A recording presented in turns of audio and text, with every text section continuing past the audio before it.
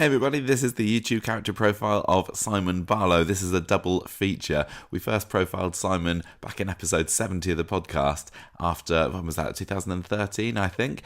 So you'll be able to hear that first if you carry on listening. And then just recently, after his departure, we've covered everything else that Simon's been up to since then. So if you want to just hear the new bit, you can have a look at the timestamp in the comments, skip straight to there, or just enjoy the whole thing, why not? It's over 2 hours long.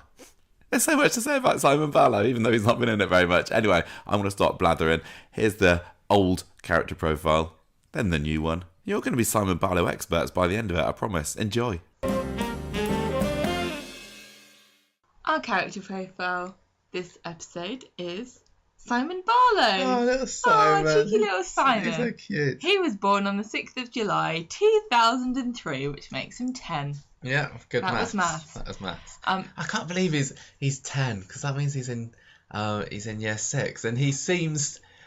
I think in my head I just see him as still being like 5. Is it because we just watched him grow up? It must be, but he doesn't seem like the 10-year-olds that I know at school. He doesn't seem mature at all.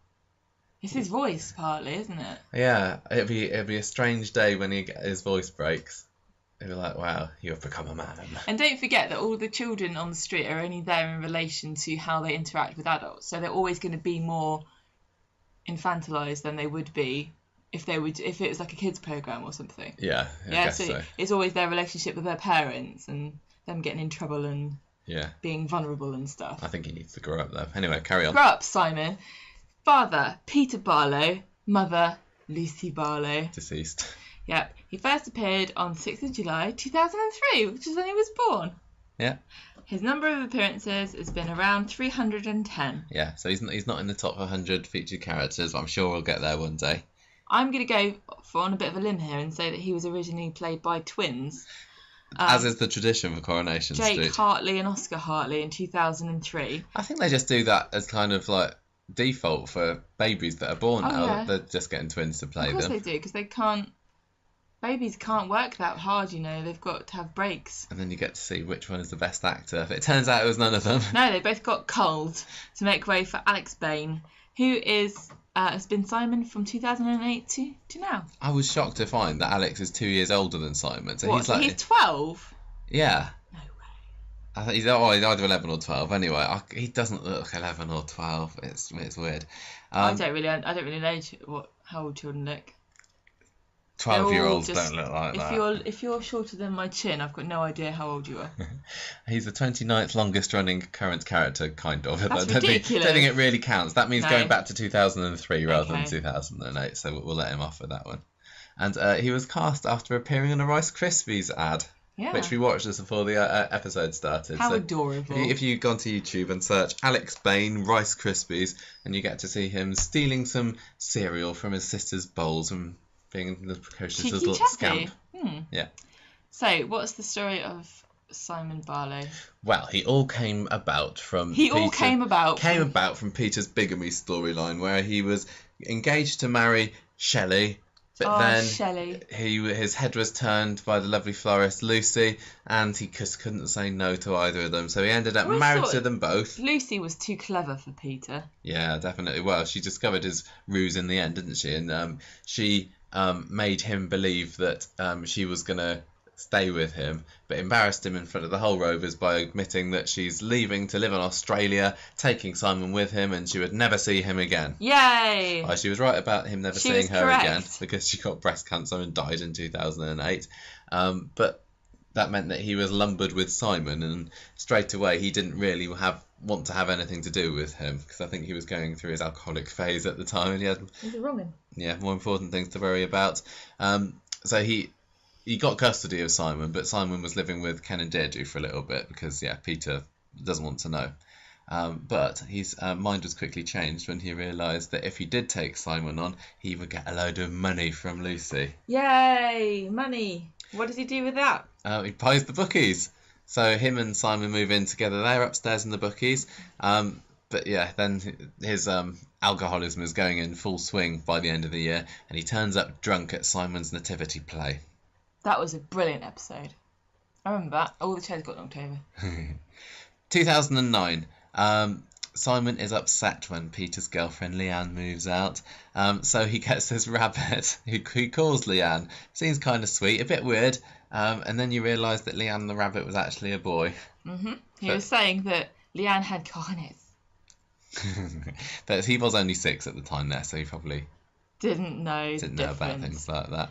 Unfortunately, Leanne dies in a fire, and it wasn't the Leanne we're all hoping that it was. It was actually the rabbit, because Peter falls asleep drunk with a cigarette in his hand and nearly kills everybody, and then he decides to give up drinking. Yeah, that didn't last long. In 2009. Simon's been in quite a few sticky situations. He was trapped in the after the tram crash as well. Yeah, the fire. Poor little lad. What a resilient chap he is. Well, Grandad George turns up to save the day. Well, he turns up. He seems like a nice, rich kind of guy, but he didn't really know Lucy very well. No, because he'd split up with Lucy's mum, and so he decided, right, I'm not going to make the same mistake with Simon that I made with my own daughter, so I'm going to get to know Simon. So he showers him with presents. Leanne has managed to persuade Peter to give George and Eve, who's his partner, access. And then he wants to go to a private school. Yeah, he wants him to go to Oak Hill. So I think Peter gets his gets his back up about this, because he's like, well, I can't provide any of this. But this is all around the time when, was it Leanne and Peter were going to open up the joinery bar together? Yeah, say. I think that sounds about right. But I think it was at the opening night that Peter fell off the wagon, got completely smashed, and then George and Eve refused to return Simon to him, saying that he's no good as a father. Negligent.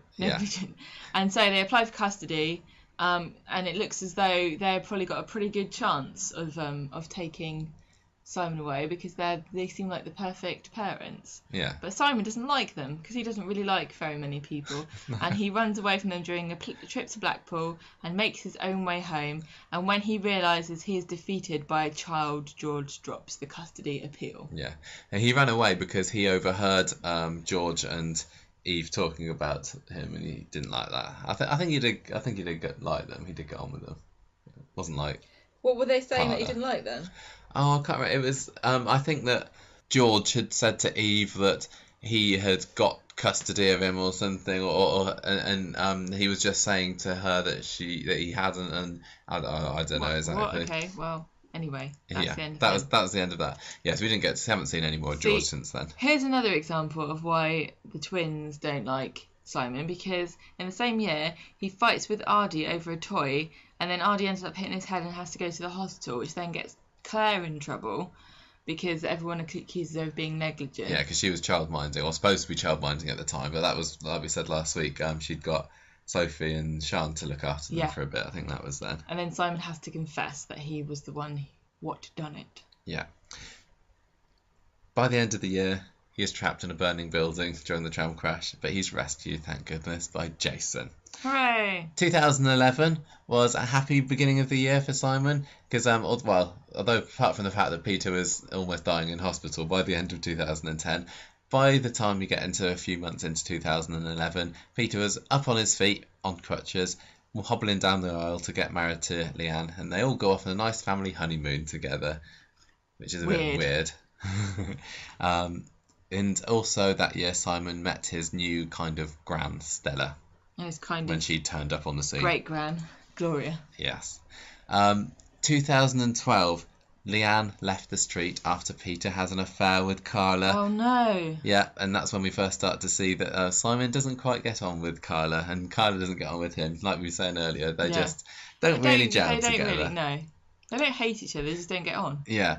This was the time as well, I think, when Carla and Peter were both trying to go teetotal, weren't they? Because Carla had an alcohol problem as well, but then she had a bottle of vodka or something, and then Simon finds, and we get to see Simon drunk, which is another one of those things that you're not supposed to find completely funny, but it's just a little bit.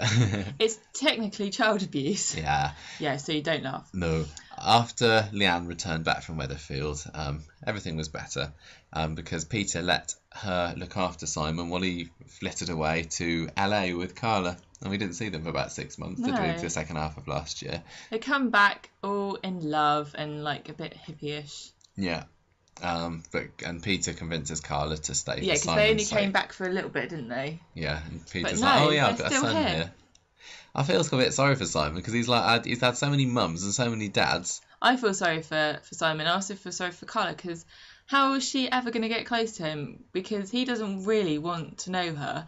And the amount of adults that have just trotted through his life, never to be seen again. Yeah. Why would he want to make a permanent relationship with anyone, especially someone that his dad's decided to go out with?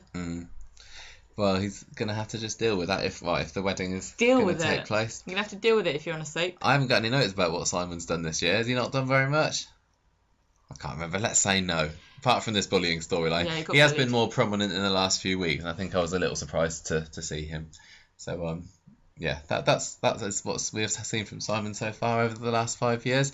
He's been quite a well-received young actor on Coronation Street. Yes. He got 2009 and 2011, he got the Best Young Actor at the Inside Soap Awards. He got the big one, the British Soap Awards in 2011 for Best Young Performance. Well deserved, do you think? Yeah.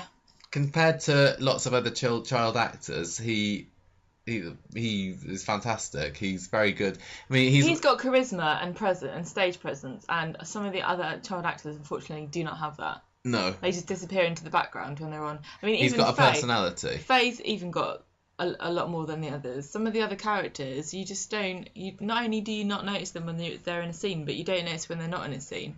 And with Simon, especially back when he was around Blanche, it was just great to watch him on the screen. I liked him when he was younger. Yeah, he's getting a bit more annoying now. He gets a bit moody, a bit stroppy.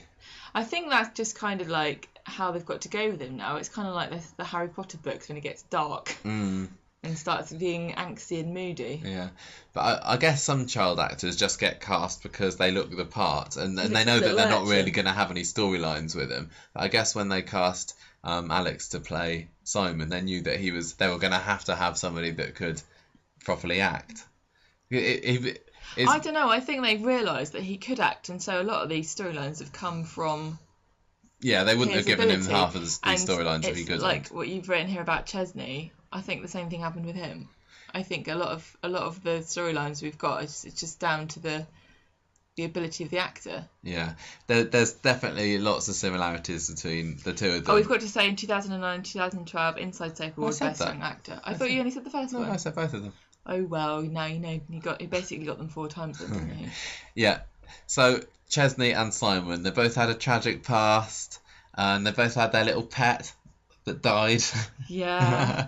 Both had parent issues. I think you can say that about any child on the street. Yeah, but I think the most important thing about them was the cute factor, and all the mums kind of go, "Oh, little." Can't they do it with a girl actress? I don't know. When was the last time you had a cheeky little girl character? I really don't know. I mean, it's certainly not Amy because she doesn't have any charisma at all, the actress who plays her at the moment. What's that advert with that little Welsh girl? He's going, oh, we've got to do a test to see if you can resist this snack. She should be in Coronation Street. Get her quick before she grows up. Yeah. No, they should have got Emma Watson. Yeah. Oh, too late. Too late. It's funny seeing when you look at the soap awards and you look at the best young actor categories, a lot of I think most soaps have got like 1 or 2 really decent. The flagship child actor. Yeah, but I think when you look at American programs, there's a lot more. Yeah. But I guess there's a lot more children to choose from in America, and parents are pushier and. In the history of the street, what kind of child actors have we had? Because we've got Chesney, which is obviously a recent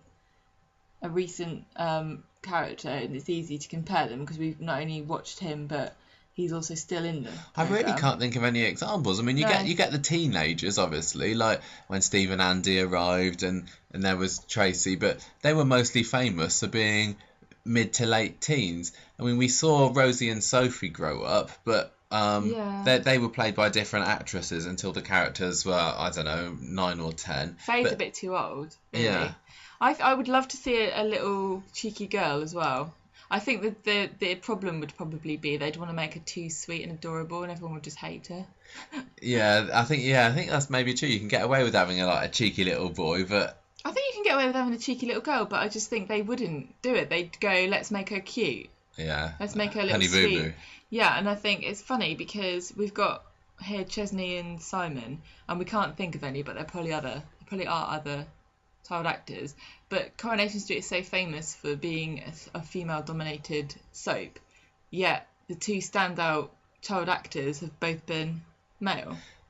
Yeah. Do they just write better for? They write better for old people, don't they? Because Coronation Street always, especially used to be about the old cast, and back in the 60s and 70s, you probably never even saw any children on it. I think part of the fact that we've seen Simon grow up, because he was, like you say, he was 5 when we first came onto the screen, and he made such a big bang when he came in because he could obviously act so well, and he had all these tragic scenes. But most child actors don't show their kind of acting credentials until they're twice as old as that. Yeah. And then they will be often recast by somebody who can actually act. So we had Helen Flanagan and Brooke Vincent come in, and they've done a pretty good job. Do you think that if you were a pushy stage dad, that you would go for a soap for your little darling, or would you take them off to Hollywood and hope to get a couple of good films under their belt before they get a drug problem and have to retire? When you put it like that way, Well, no. What would you do? Would you want them to be in a soap, or would you want them to be in a film? I'd rather they went in a film and it was over and done with in a year. Yeah, Get him Harry Potter. You do get a lot of these soap actors that grow up being in a soap and then they leave because they want to carry on with their studies or whatever. Yeah. But I do think that a lot of the time the producers are like, oh, thank goodness for that. We're waiting to be able to sack them. Quite a lot of child actors don't actually go up to be actors. No, they don't. Do you think that they could ever recast Simon? I don't know. It would have to be after a long, long gap.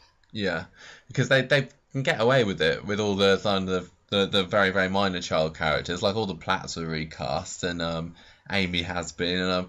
But yeah, I don't think they could with Simon, and they couldn't have done with Chesney either, I don't think. No, they couldn't, could they? I can't imagine them bringing in a new Chesney, but I don't think they'd have to. I think he's the same as Chesney, that he could probably handle it. Yeah, but you never know. He might decide he wants to carry on with his studies. Yeah, he might decide he wants to quit, but if he does decide, I think they just retire the character. Yeah, I think so. Because although he's obviously got a strong tie to Leanne and Peter, I still think he could just go off to live with Lucy's family in Australia, or, you know. Yeah, definitely. And I don't think he would leave a gaping hole, particularly at the moment, just because recently he's been irritating and a bit of a brat. But do you think he's got much potential for the future? Could we see him go through his teenage years and end up... I don't know, I just find it creepy and weird to imagine him growing up. Yeah, we've seen it with Chesney. Yeah, but I still find Chesney a bit weird when he's like, oh, let's get married and have a baby. It's like, no, Chesney. No, you can't do that. You're Chesney. Well, the fact that Simon seems to be unable to grow up because, I mean, like we said, he's very infantilized at the moment. Yeah, he really is babied by the plot, and it doesn't help all this brat stuff because it just makes him seem even younger and, you know, a bit like a Veruca Salt almost. Mm. I wonder whether he's going to have I think he's going to be a moody teenager. I think he's devolved in terms of maturity because he was always quite a wise old. Yeah, he always used to say the lines that children don't say. Yeah. But now he's pushing other kids over and throwing stones at things because people said it's a cool idea and. No, you're right. Actually, He's got the actor's got the charisma to carry himself even with bad writing, but it can't continue because they're not writing sympathetically for him anymore. You were totally on his side when he first came in because of all of his tragic backstory and his charisma, but that sympathy's kind of running out for him. Yeah. Maybe that's why they did this bullying storyline. Maybe. Try to rekindle it. Yeah. Partly. Okay, right. I think that's all we've got to say about Simon. We got a little quote from Chris Gascoigne about him, who plays Peter, of course. I've learned so much just watching Alex. I've learned not to overcomplicate things, which us adults sometimes do in scenes that should be simple. Alex is maturing as an actor, and he's starting to understand what he's doing and saying as Simon. I hope he never loses his spontaneity. That's what everyone loves about him. His reactions are so real. Aww. I've got lots of good things to say about Simon, and then. I don't say that about many of the child actors, but at the moment he is my favourite one. Hello everyone, welcome to our bonus episode. For this week we're talking about Simon! Simon Barlow. We're It's doing character profile. Character profile revisit today, aren't we? Yes, it's a long What time. are you so confused about? No, I'm not confused at all. It's fine. I know exactly what we're doing. Yeah, this is a character profile revisit, which we like to do when sufficient time has passed since the last time we profiled the character on the podcast, and sometimes if a character leaves and we think, oh, we'll just tie it up nicely and see what they've done since. And that's exactly what's been happening with Simon. He's disappeared off to pastures, well, not pastures, waves, rolling seas, yeah. And so, yeah, but we've possibly seen the last of Simon, so it seemed like a good time to revisit him. I do not think whatsoever that we've seen the last of that character. I'm sure this will come up in conversation later, but I wouldn't be surprised if we did see him again at some point. Same head, different head.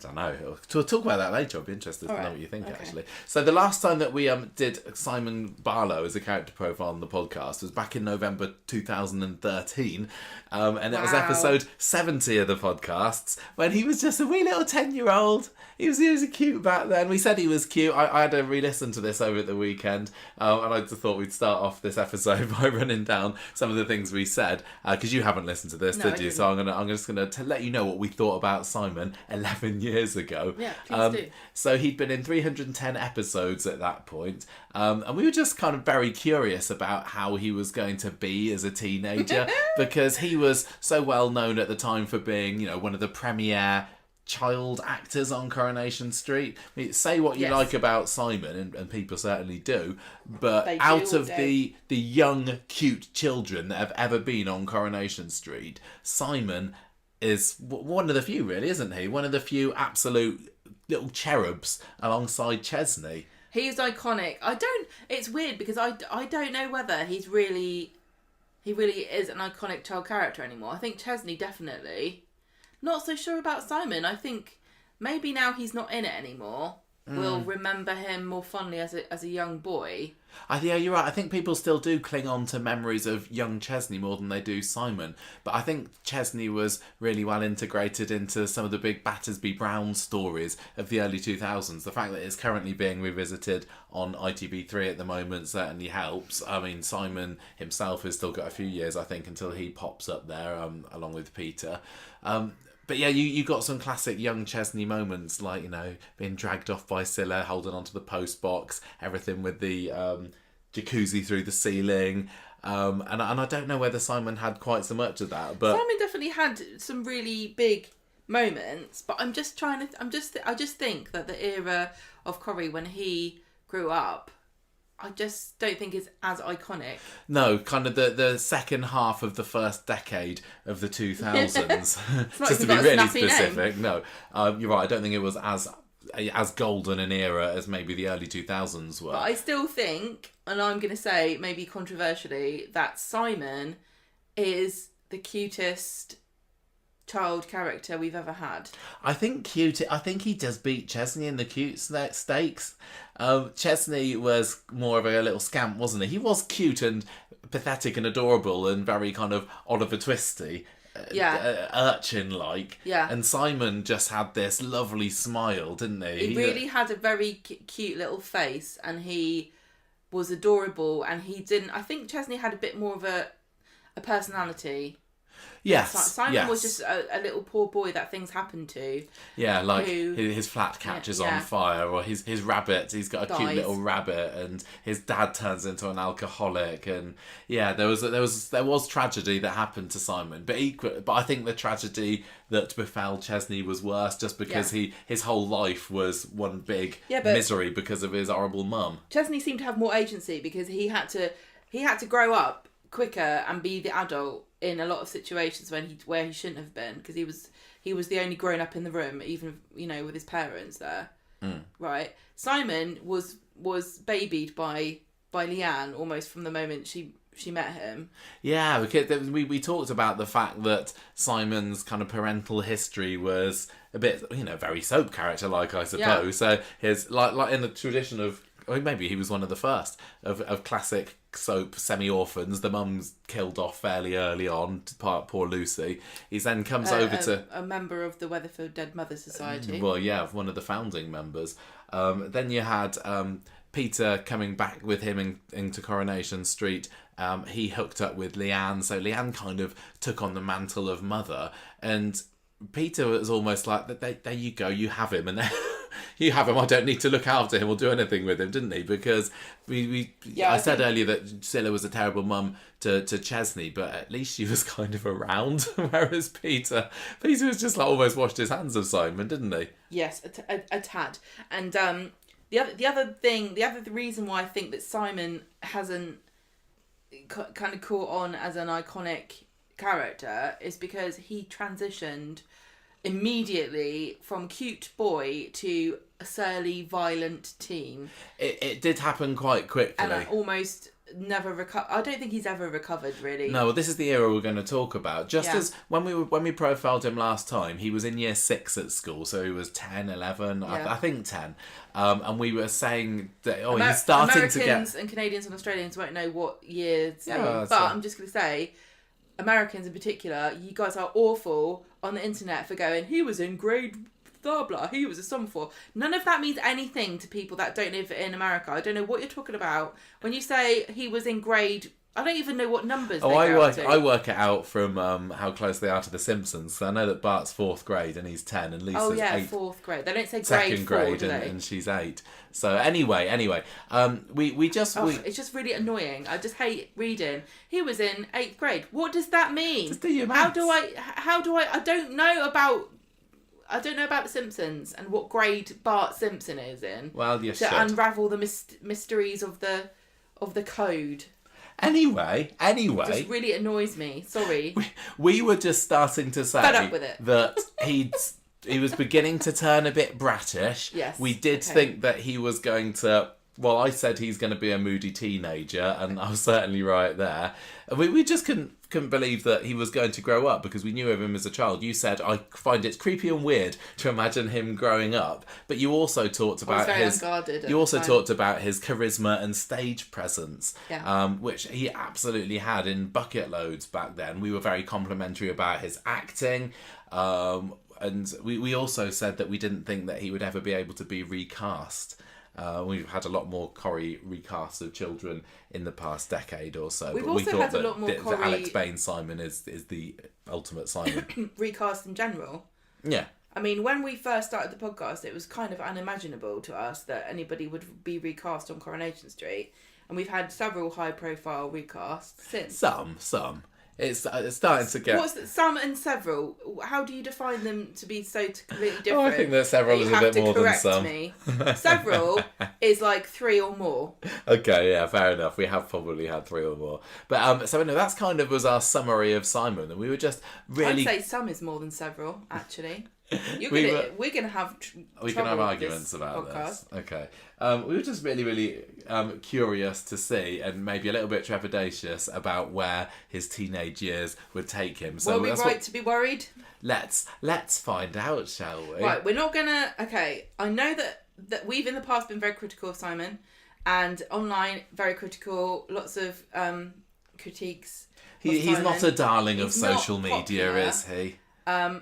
But I don't want this to be a massive marathon bashing session of Simon. No. Well, we said on the podcast just recently when he left that it is a bit of an end of an era seeing him leave, and I honestly do think it is. He's one of the Barlows. We've seen him grow up from this cute 4-year-old, I can't remember, when he first came into the show. I think it is. It's sad to see him go, and if he wants to come back, I would actually be disappointed. So yeah, I'm perfectly happy to make this a level. It's not going to be brimming over of arse licking of Simon Barlow, but I think, you know, That sounds like I honestly don't hate the character. What? that sounds like if you you watch one of Abby's dirty videos, her deepfake videos, it comes up as a suggested one underneath.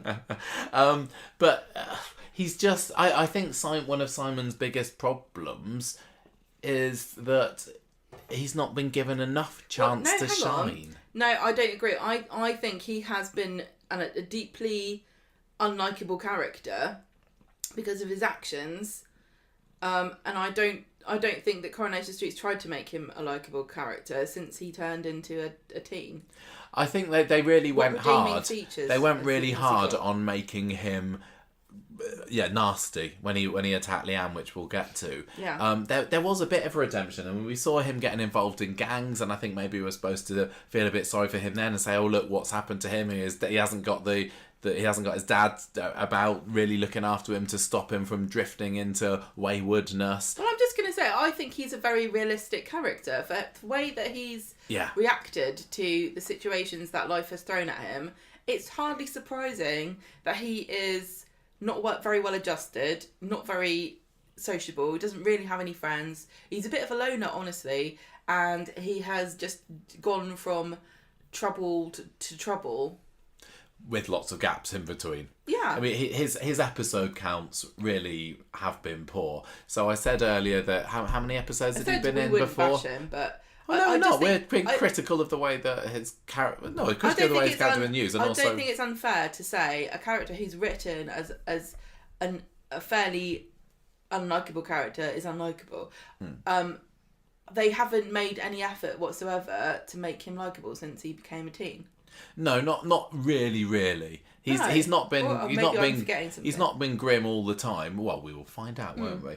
And you know, when he left last week, people weren't saying, "Oh, good riddance, I love Simon." He had some sweet scenes with Leanne and Ken and the others, but there weren't. You're right. There haven't been any real attempts to make him lovable. But I think that's okay. I think that there needs to be characters like that in soap. Yeah. And if you were to write a character and say, I want to write a troubled teen or a troubled young man, or you know that we're having a big problem in Western society in general with disaffected young men who are finding difficult to know what their place is in the world when you know traditional masculinity is being criticised, but you know anything other than that is also criticised. The interacting with women is getting difficult because the old tricks don't work and they don't know any new ones. I don't know, but I do know that it's really hard for some young men, and especially if you're in parts of the country that traditionally deprived.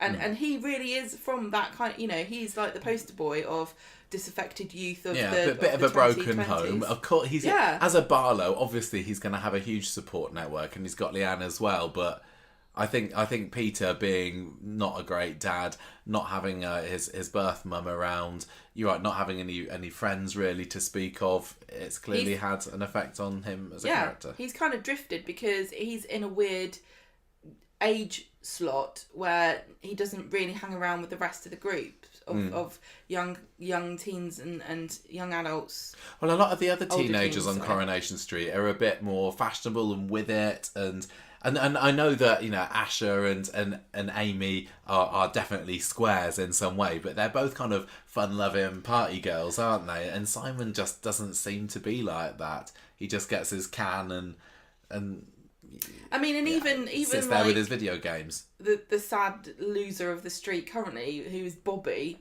didn't even want to be friends with Simon. No. I mean, how old is Simon compared to, say, Asher? So Simon is younger. Well, it depends how. He's younger. Yeah. No, sorry, older. I mean, he's he's definitely older, but not so much older, I mean, especially after his. Yeah. Nina's older than the rest of them by a couple of years, and normally, you know, as a generalisation, boys are slightly more immature than girls. So an older boy hanging around with slightly younger girls isn't weird. They would probably be all on a level. But I just can't see Asher and everyone wanted to hang around with Simon. He just seems like such a downer. Yeah. I can't believe I've launched into this after saying I wasn't going to criticise him. But I don't think this is criticising, certainly not criticising Alex Payne's portrayal of him. It's just the way that he was written, and they didn't want to have a bright and breezy, chirpy teenager. They couldn't really have done the stories that they did with him. I mean, he's kind of like Max in that he's navigating troubled waters. And not coping particularly well with things for plot purposes. Yeah. Anyway, I wanted to say a little bit about episode count. So when we profiled him before, he'd been, like I said, just over 300 odd episodes. That's now been trebled. He ended up with a grand total of 931 episodes. He's the 71st most featured character on Coronation Street ever, putting him right between Billy, who's got a few more episodes than him, and old Lloyd Mulaney, that's just under. But so although his episodes have kind of added up steadily, he still really never got there in terms of huge number of episodes a year. So like in 2011 to 13, so the time preceding our last podcast, he'd been in 50, then 68, then 48 episodes in a year. That's not really anything. And even now, his most featured year was 2021, where he only had 91 episodes of a year. That's better, but it still made him the 24th most featured character that year. So to have his highest number of appearances put him at 24th most featured character, that really does give you an idea about how little we see him. In 2019, he was only in 23 episodes of the show for the whole year. I mean, that's blink and you're missing kind of territory, isn't it? And between 2014 and 2024, his mean average was 53. So, I mean, slightly up from the average of 50 between 2003 to 2013. But really, he just didn't get much character. Chance. And I don't know whether that was something, he didn't want to appear in it very much. Coronation Street just didn't want him to appear, or they didn't know what to do with him. Because there are several... Yeah. Reasons there were yeah, exactly. I mean, there were certainly some off-screen things going on. But anyway, with that in mind, let's take a look at what Simon did get up to in the last 10 years. And I started off with 2013. Now, our last character profile was done November 2013, but we did pretty much just skip over everything that happened that year, so I wanted to do a recap of that year. Really, it's the big story for Simon in 2013 was the bullying story, which went on for a couple of weeks, I'm going to say, to be generous, towards the end of the year. It kind of starts off with Leanne thinking of moving to Leeds, so Simon's living with Leanne at this point. He doesn't want to go there, so she ends up leaving him in Weatherfield. So she's kind of abandoned him a little bit. I think he's staying with Simon then for a bit. There's also kind of the beginnings of his nasty streak when he, after the Rovers fire, tells Asher that maybe Sunita, her mum, isn't going to go to heaven because Sunita at that point was accused of setting the fire. So, not the nicest thing to say. I found one article which was quite nice. It was published around that time, sort of spring 2013, and this was Chris Gascoigne, who of course played Simon's dad Peter, and he talked about how high esteem he holds Alex Payne in. He said, "I've learned so much just watching Alex. I've learned not to overcomplicate things, which as adults sometimes do in scenes that should be simple. Alex is maturing as an actor and is starting to understand what he's doing and saying as Simon. I hope he never uses his spontaneity. That's what everyone loves about him. His reactions are so real." Hope he never loses. Yeah, that's what I said. It sounds like you said uses. No, hope he never loses his spontaneity. So that's kind of, everybody loved Simon and Alex Payne back at this point. There's also a couple of stories going on in the year. This is when Nick has his van, the van crashes into him. That was from a digital spy. Well, that's where I found it, at least. I guess it was just a general by interview. Sophie Dainty. Oh, thanks. So he, so Nick has his brain injury, and so Simon kind of worries about that. He thinks, because Nick was this kind of dad for a bit, wasn't he? Even just like last week when Simon went, it was, Nick who was semi-losing a son in a way. But Simon gets really worried because obviously his mum died of cancer, and now he thinks that his new dad is going to die as well. But yeah, the bullying storyline. This was this girl called Grace, Grace Piper, and I remember we really quite enjoyed her in a way in the podcast, in a love to hate kind of villainous sort of way. She was really. She was what, 12, 13, maybe a couple of years older than Simon. She was in grade 5. Stop it. 5th grade, I mean. I remember her coming in, and her shtick was that she was all kind of sweetness and light to who was it? It was Sally, I think, because Faye, who she was also friends with, was living with Sally and Tim at that point, and she was like, "Oh, Mrs. Webster, your fish fingers and chips are so lovely." But then behind her back, she was like, "Oh, your mum's a real cowbag." Or I hate fish fingers. And they're peasant food. And Grace really took the mick out of Simon, making fun of him because he's got a dead mum. Nick was mental, apparently, according to Grace. And she sounds like she'd have a great time posting on the Digital Spy forums. I know. I mean, I imagine as she grows older and social media just develops more, Grace could potentially be a horrible piece of work. She'd love Twitter. Yeah. So she just carries on bullying Simon for weeks. She encourages him to steal from devs. And Nick is still living with Nick and Leanne at this point. Leanne's back in the show Simon by the end of... still living with Nick and Leanne. Still living with them at the end of 2013. But Peter is not very happy to hear that Nick snapped on him over a school volcano project. Now, do you remember Nick getting mad about a volcano project? No, but I can imagine the puns. No, I don't think there was any. I think it was basically, if I remember right, it was Simon saying, "Oh, what's that stuff called that comes out of volcanoes?" Yeah, I do remember. Or that's inside volcanoes. And Nick's like, "It's not lava! It's not lava!" I guess he was thinking of magma. Well, magma's what's inside, isn't it? Lava comes out. So Peter... I bet he wouldn't know that difference now. I bet he wouldn't. Peter, what's it called when you're detached from your family?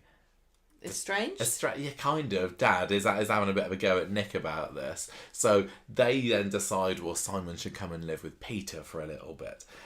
Whilst at number one evening with Amy, Faye and Grace force Simon to dress up in one of Amy's dresses. And I think if you do a little Google image search of Simon for back in the day, then that's gonna come up quite a lot. I can vividly picture Simon in his dress, tears streaming down his face, and they smear lipstick all over him. Poor Simon.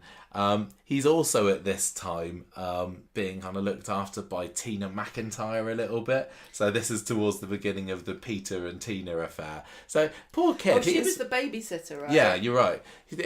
He's just been passed from pillar to post. He grew up for the first 5 years in Australia with Lucy, comes back with Peter. Peter hits the bottle. He goes and lives with Leanne and Nick. Now Tina kind of takes on the mothering role there. Yeah, I mean, sometimes it can't be helped, and there are plenty of people who have been raised by lots of different people in a more harmonious way than this, and it didn't hurt them. You know, there's nothing wrong with having lots of grown-ups deeply invested in your life when you're a child.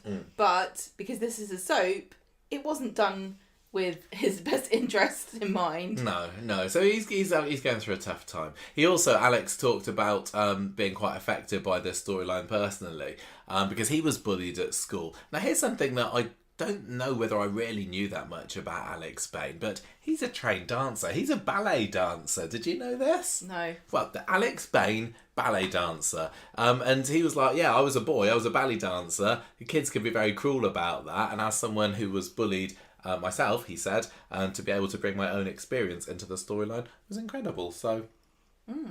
Who'd have thought? Yeah, he went to the Bunny School of Theatre, Dance and Drama, and still does. So all the time he's been in Coronation Street, he's been training himself up to do a bit of dancing, and he's been doing all sorts. But he still says that ballet is his favourite. He says, what I love about dance is the ability to express yourself to any type of music. I'll always be a dancer, and one day I'd love to be a choreographer and teach dance, and ultimately open up my own dance and performance school. Interesting. I mean, I don't know whether, I guess you can have these, prejudice ideas, but I don't think that anyone looks at Alex Bain or Simon and goes, that's a dancer there, is it? I think it's great that he's got this secret hobby.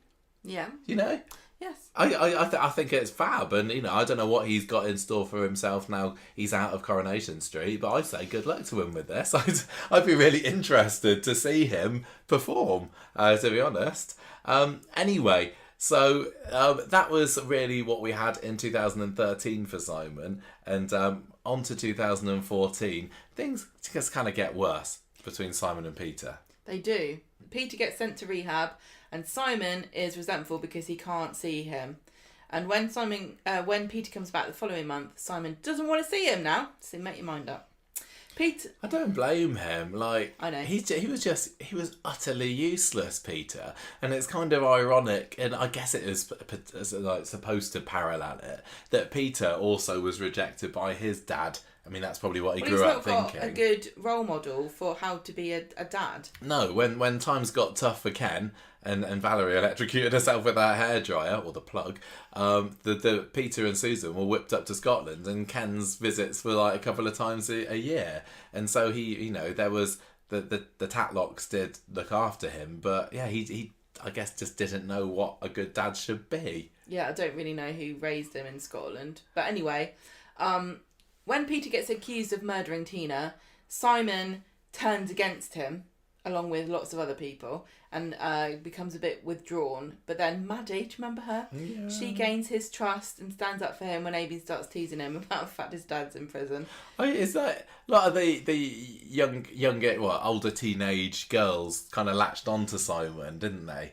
As a bit of a look at this cute boy, and I think that Maddie at this point, yeah, she was just a nice kid, didn't she? And didn't she have a little brother that was a bit estranged from her? I think I remember seeing Maddie's brother a little bit, so maybe she saw a bit of him in Simon. Well, Amy injures her hand shutting herself in the yard, and because she was jealous that Simon was allowed to feed Eccles, and she makes out that it was Eccles that bit her, and that's why she hurt herself.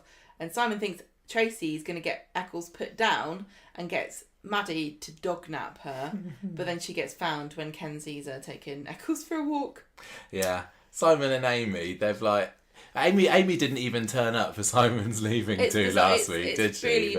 Really, but I mean, the thing is about Corrie is there's so many things they could do at any point, and we always criticise them for what they don't do, but you can't fit everything in. It's a shame that Simon and Amy never really, as two Barlow children, never really bonded. No, you got the odd scene every now and then to remind us, hey, look, they're related, cousins, aren't they? of. Cousins-ish. They're not related by blood, because in the story where Amy gets pregnant, Simon's one of the suspects. Do you remember? But yeah, I mean, luckily not. Everybody's got relatives that they grew up around who were a similar age, but you never really saw enough to really get on with. But they live in the same street, so yeah. Anyway, I think it was, they just didn't have a lot in they common, don't really like we said each earlier. other. Yeah. Simon starts at Weatherfield High that year, and he is devastated when Peter gets found guilty of killing Tina, and he gets sentenced to a minimum of 15 years inside. But then we find out Rob done it, and Peter gets more like. let out, and Peter's like, Simon, sorry for all the trouble, I'm off to Portsmouth, and he goes. Say what you like about Simon and Peter's relationship, but I suppose it was kind of nice that if this is the end for both characters, and I think lots of people think we will see them again, I think it's quite nice that they have ended up together, don't you? The implication that they've managed to move past all of this that we're talking about now to find peace as father and son is sweet, even if we didn't really get any kind of closure. Like, we didn't see them together, we haven't seen a picture of them on a boat. I feel like we're kind of missing, like, if this was the end of a movie, we go, well, hang on, I want to see them together in the sun on the med, but I mean, Simon wasn't around for Peter's final episode, No. was he? Because Peter did a quick flit on Boxing Day last year, and that was a story point briefly, Simon getting angry that Peter didn't say goodbye to him. They did get a bit closer over in their final years on the show, because partly because Peter was able to get over his alcoholism problem. So I kind of like the idea that they're together again, but if one or the other comes back and the other doesn't, then that just leads you to think, oh, so they didn't have that happy ending father and son together. No. Peter's just ditched him again. Yep. So I kind of either want both or neither back, really. Yeah, I know exactly what you mean. Unless, I mean, maybe Simon finally finds the love of a good woman, and Peter leaves him on the shores of Antigua, maybe, and Simon's living his best life there. But I'm very happy that the ending that he got was with his dad, as much as being whisked away by the Ultraviolet Institute would have been fun. I think a happy sunset ending for this character who's been on the show for 15 years is, fairly fitting for him. So 2015 was, I think this was the beginning of the downfall of Simon as a character, to be honest. This is when his violent streak started, and Coronation Street were like, right, troubled teen, you honoured it, we got it. So this is all starts off when Simon and Leanne, well, it didn't really start off there, but this is how the year starts anyway. Simon and Leanne move into number 6 Coronation Street when they got a few problems with their electricity. Leanne's going out with Cal Nazir at this point, so she's just basically moving in with her boyfriend. Simon gets another little mentor there in the shape of Zidane. I'd completely forgotten that they had a bit of a thing going between them, Zidane and Simon. Zidane was a good guy. He really was. And he really got screwed over in the part, like the final, once Kate and Rana got together, that was the end of his character. Yeah. And I think this was quite good for Zidane as well, because he came in and he was a bit of a grump, wasn't he? We he got was the a maybe idea teenager of him as well. Yeah, he was he still a teenager when he came in? If he was, Well, he was I at think the he high was. end of it. Yeah. And I think that his relationship with Simon did definitely show him in a much better light, in that he's going to bond in with this kid who's been cracking his abandoned smile, by his dad, which he rarely ever does. Yeah, so I think that I think Simon was involved when Zidane was planting those fake eggs in the chicken coop when they were trying to make out that the chickens were laying. So they had a few nice little adventures there. Yeah, but it shows again, like, he just didn't have friends his own age, did he? He's friends with Maddie. Well, she gets blown up soon enough. Friends with Zidane. Yeah. But I don't remember seeing... I mean, I'm sure we did. We did a few times. We'll talk about it later. But there were no kind of named characters his age that he was mates with. No, and it's one of those things where sometimes a character just has no peers. And so they can't hang around with people their own age. But that's not the case with Simon. He could have been part of the little gang. Yeah. But they just don't like him. Doesn't like him that much, did they? No. So in the summer, Simon starts to have these violent mood swings. So he's not happy with birthday presents that Leanne gives him, for one thing. So he lashes out at her, and I can't remember when the violence, he's a bit pushy, isn't he? He's a bit punchy. He just kind of takes all this anger that's been pent up inside of him out on poor old Leanne. He gets suspended from school for fighting. When Deirdre dies, Peter comes back but not in time to go to the funeral, so he's mad at Peter as well. Even he's also not happy with him because of clearly their relationship has broken down towards the beginning of the year when they went off together. And he went off together.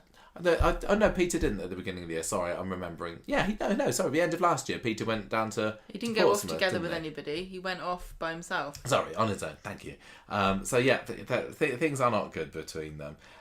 Then we've got the story of Leanne meeting one of her ex-clients from her Lady of the Night days. Dan the Chin, we called him on the podcast. Remember Dan the Chin? Of course I do. How could I forget him? So this story was, this guy turns up, and I think he's going out with Liz to begin with, and Leanne recognises him as one of her gentleman callers, and so she desperately trying to keep her past a secret from Simon. He doesn't know at this point that she used to be a sex worker, but it all comes out, and Dan traps Leanne and Simon in her flat.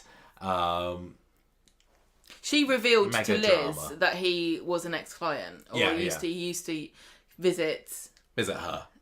Yeah, and so he gets mad. Yeah, because that comes between him and Liz's relationship. Yeah, but Liz wouldn't mind. I think Liz is seen it all. No, Liz think she Liz may dress like one, but Well, I'm sure hang she's on. got some morals down there. Hang on, look. What? I'm only saying what Blanche would say. Right, well, Blanche is dead. Anyway, they get rescued by Zidane, hooray. And Simon finds out about what's happened with his mum in the past. He's disgusted with her even more, hits her. I think there's a bit where she gets pushed onto a coffee table, Yes. maybe. Yeah, I think this is really weird. I find this so weird.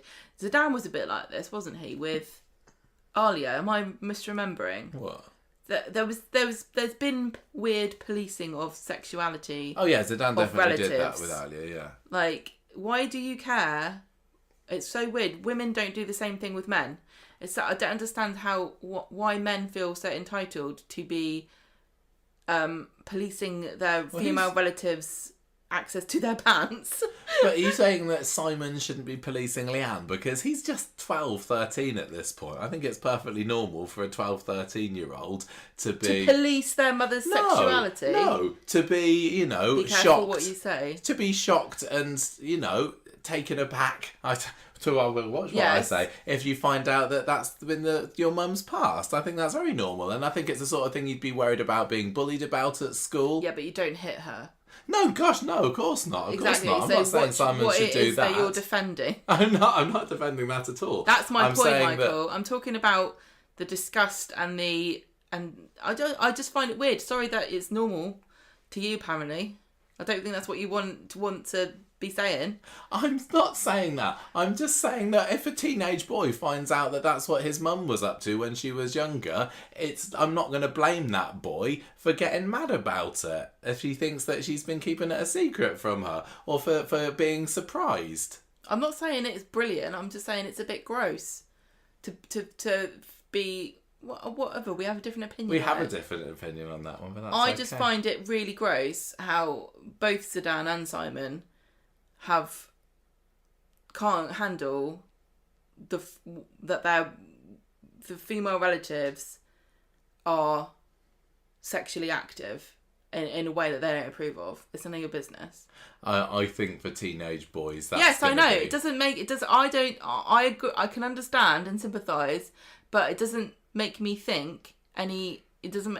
I don't find it acceptable. It's not going to endear him to you anymore. No, is it? No, I just think it's great. What a man? Can you see my problem that a woman would never have this reaction?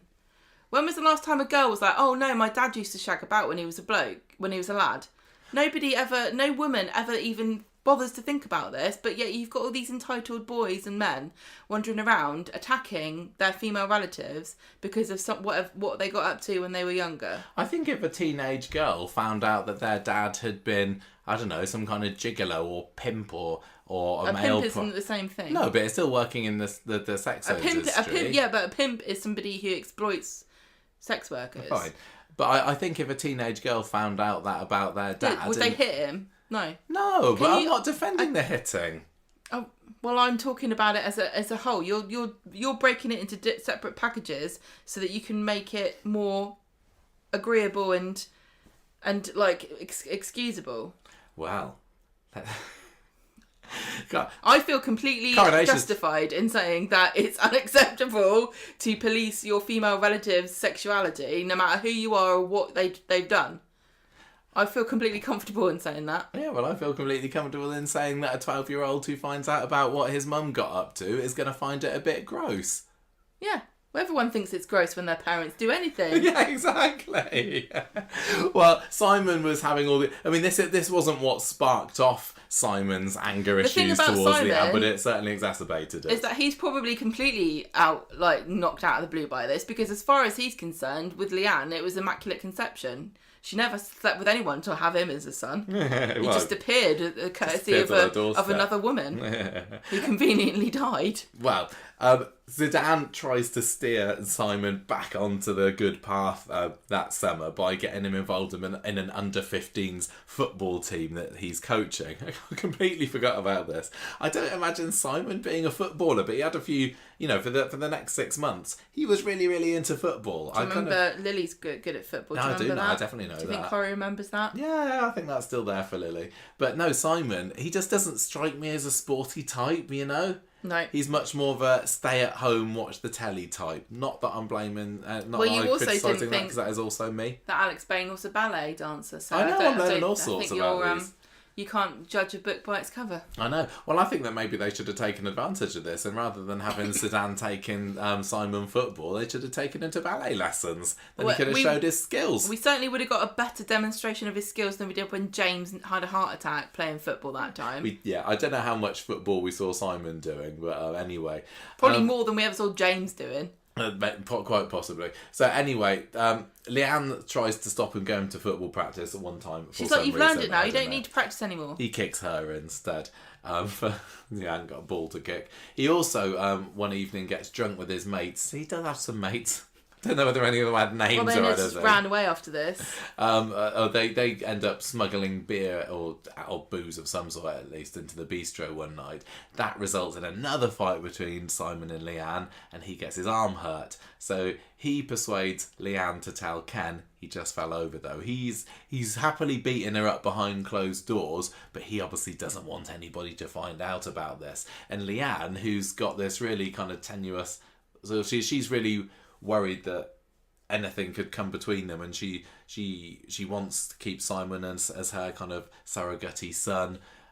She doesn't want him to get angrier at her, so she, for the time being, keeps very quiet that this is all going on. Yeah, because she's really conflicted, because her kind of, I can't think of another word, but grasp on Simon is so tenuous, and it's so she's always scared she's going to lose him, because she's not his birth mother. She never adopted him. She's got no legal rights over him. And at any point, if he gets sick of her, she's scared that he'll reject her.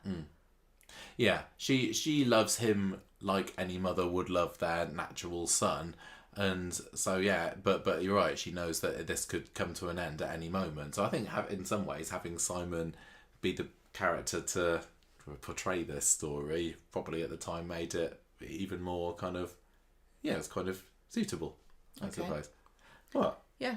Anyway, so this basically carries on throughout the years. Leanne does bash her head one time when Simon pushes her. Eventually, she confesses to Zidane what's been going on, and he agrees to look after her for Cal's sake. Cal, his dad. Yeah. Zidane. So they kind of like had a brother relationship, didn't they, Zidane and Simon? Because Leanne and Cal were dating. Yeah, but I think by this point, Cal was dead.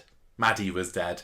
I mean, that also could Simon's be cursed. So yeah, it's another reason why you might understand why Simon is particularly feeling troubled, because all these people that were close to him just keep dropping off their perch. I know, you're supposed to get a goldfish or something so that your child can understand death, not just a series of adults that get blown up or die in horrible tragic circumstances. So Simon runs away from home for a bit. And after he comes back, Leanne says, look, go and stay with Peter for a little bit. So he bogs off to wherever Peter is at this point. Back after a couple of months, but he really hasn't changed. Leanne finds out that Peter was terrible father to him yet again on this stint. He basically left Simon to his own devices while he got up to all sorts. Simon gets worse and worse. He ends up doing a bit of spray painting on the bistro, writes whore on there. And so Leanne says, right, go and live with your granddad Ken for a while. And when he does that, he ends up hitting Amy. So Leanne at this point feels like, right, I at the end of my tether with this, I can't keep this a secret anymore. Tells Ken what Simon's been up to. And he and Ken and Tracy say, well, we're not having him here anymore then. Yeah. You look after him. Get him some counselling. So he does. He gets a bit of counselling. And Robert, who is... Robert Preston, Leanne's new man, I think, at this point, ends up being a bit of a mentor to him when he can. Can you imagine this, like, violent streak attacking troubled teen story being given to Sam? I mean... Can you imagine? Yes, I can. I really I know, can. I can, but I don't think it's a good idea. But I'm just trying to, because in many ways, Sam is the new Simon, who is the new Chesney. Yeah. Cute, bright, Yes. adorable, loved by grannies the nation over. Very popular. Yeah. And then, you know, Sam's entering the dark times now. What will happen to him? Will he start beating people up? Don't know. Hopefully not. The next few years are going to be, you know, if they want to take him down that kind of path, the next few years is where it's going to happen. It probably seems so easy in the storyliner's office, or to go, oh, you know, Sam, little sweet Sam, once they boo to a goose, nerdy Sam loves a bit of chess, best mates with Roy, let's turn him into a git, let's turn him into a hoodie. It kind of writes itself in a way, doesn't it? But I really, really, really do not want Sam to go down that route. I mean, would Simon have been better if he hadn't gone down that route as well? Can you imagine cherubic Simon just easily cruising through his teenage years? Well, everyone, you know, there's a lot of criticism of Corrie at the moment for dark stories and things happening, and I just think we all need to understand that it can't just be everyone's happy all the time and there's no drama and everybody reacts in the most sensible and mature way to everything and they all talk their problems through, and that's the end of that, because there wouldn't be a TV show. Yeah, I mean, I think Simon kind of took one for the team here, because a lot of his other contemporaries, and I'm talking about, you know, Amy, Ardy, Asher, similar sort of ages, although they had their moments, none of them really went down the, God, what a teenager from hell sort of route, did they? But, you know, if you're going to have a bunch of teenagers on a soap opera, one of them's got to do it, and Simon, I guess, is the good pick. Maybe I'm misremembering, but I'm also going to say I don't think that any of those children had as big stories as Simon did. The Asher and Ardy certainly didn't. Amy was relatively active during her teenage years. But you know, Simon had this very long. I mean, we know that we've said he wasn't in that many episodes, but the episodes that he was in his own stories. Yeah, this you're right. This, I remember this feeling like a big story back in 2015. Yeah. It was his first big story, and you know, with Jane Danson being the leading lady in it, you're gonna get quality, aren't you? So yeah, absolutely, it was good that they thought that they could trust him with it. But like we've said, I think earlier on, and I've seen a few other people say, you know, in the past few days or the week since he left, that this was the beginning of his downfall that I don't think he ever really recovered from. No, it's difficult, isn't it? Yeah.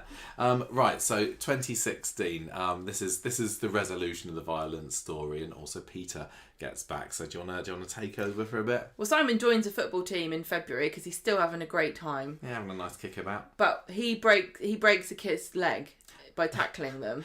Accidentally. And Leanne decides it's time to report him to the police.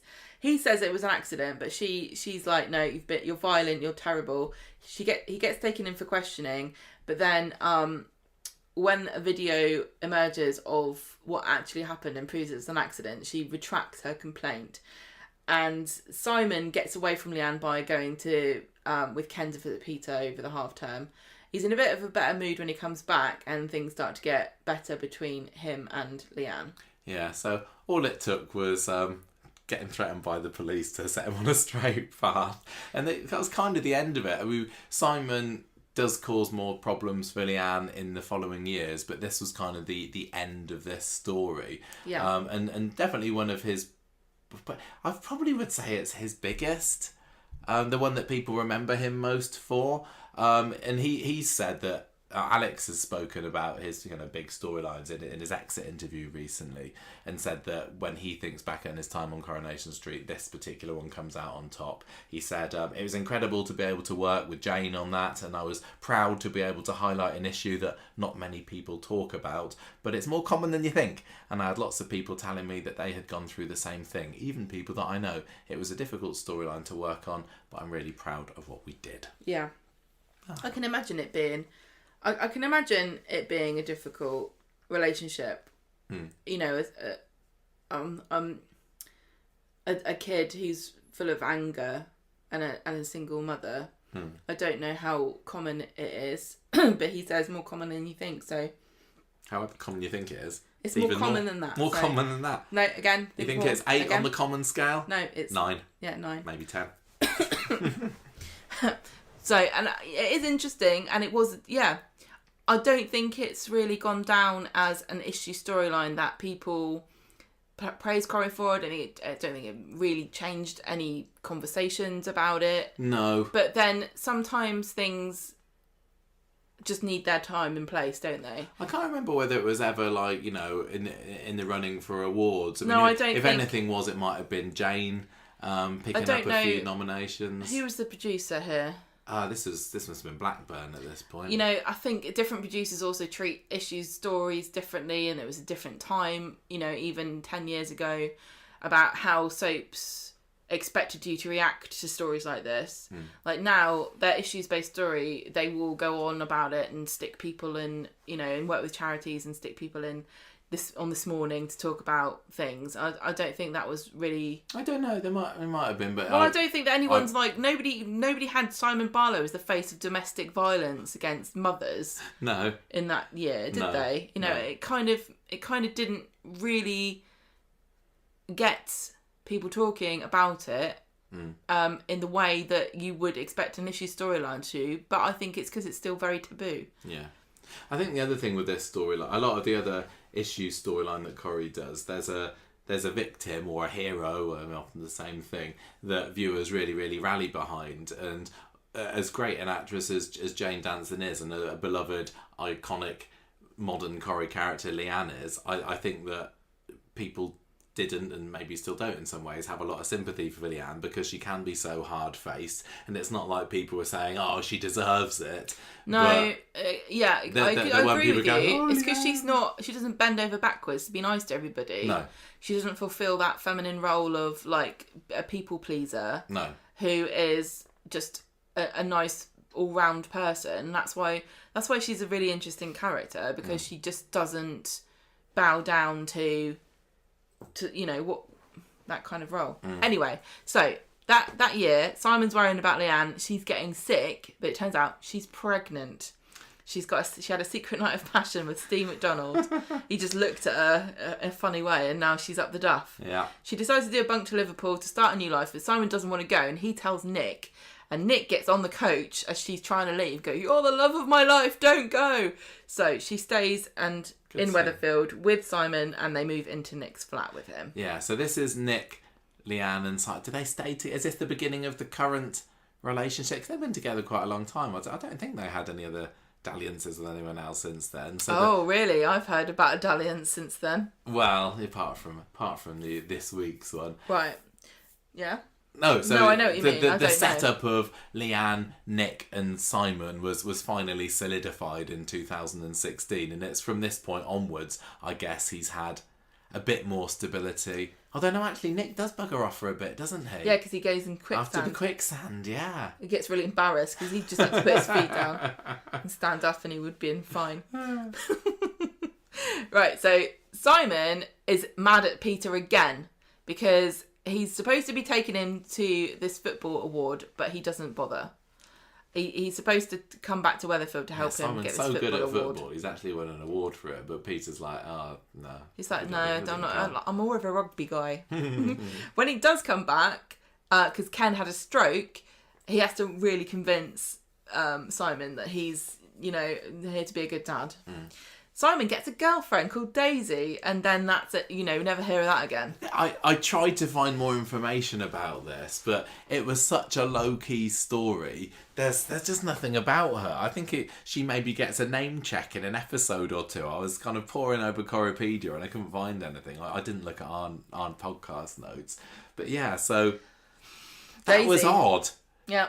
And since then, Simon there's not been a snifter of romance. Well, he hasn't had a girlfriend.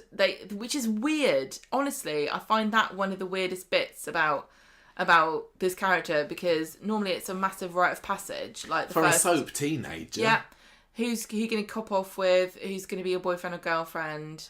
Yeah, who's gonna, the losing of the virginity story. We get it for every gross. but we get it for every teenager. yes. Craig had Caitlin. Yeah. Was it Caitlin?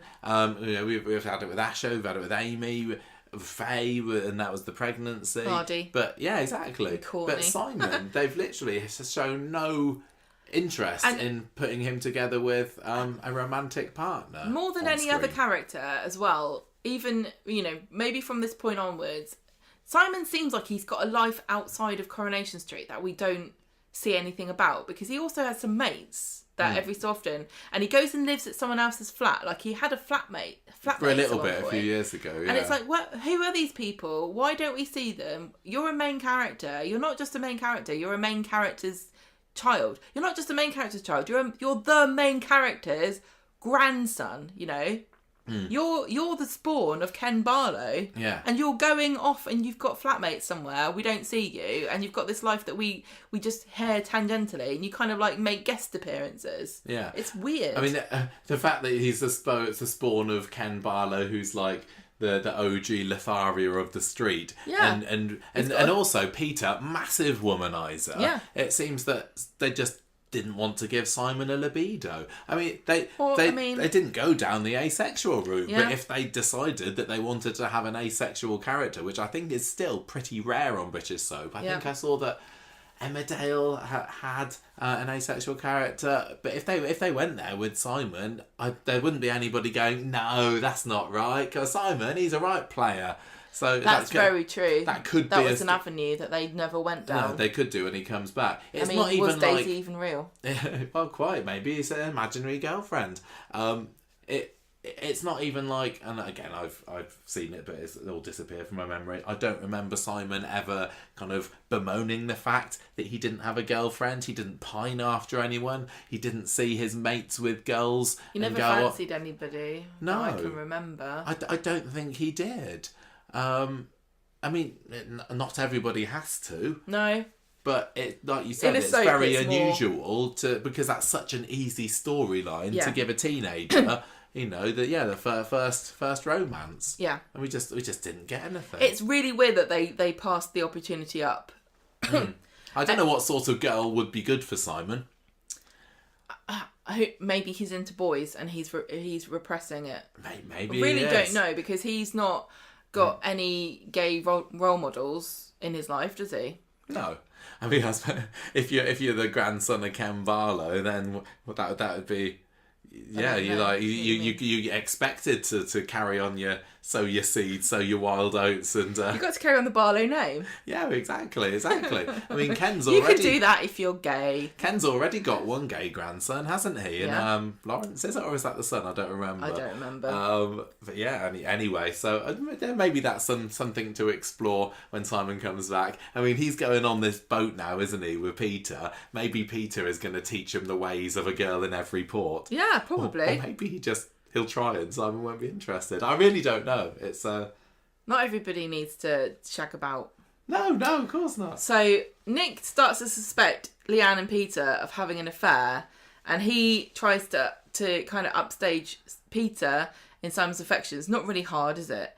But Peter's actually having a secret affair with Toya. This is the Christmas Toya comes back, isn't it? And Simon's the one that discovers about it first. Yeah, he sees them when he's flying his drone, and they're kissing, and he realises what's going on. Yeah, that's right. He had a drone for Christmas, and he's flying it through the Ginnel illegally. Yeah, might I say? So he spies on them. So that's good for Nick and Toya now.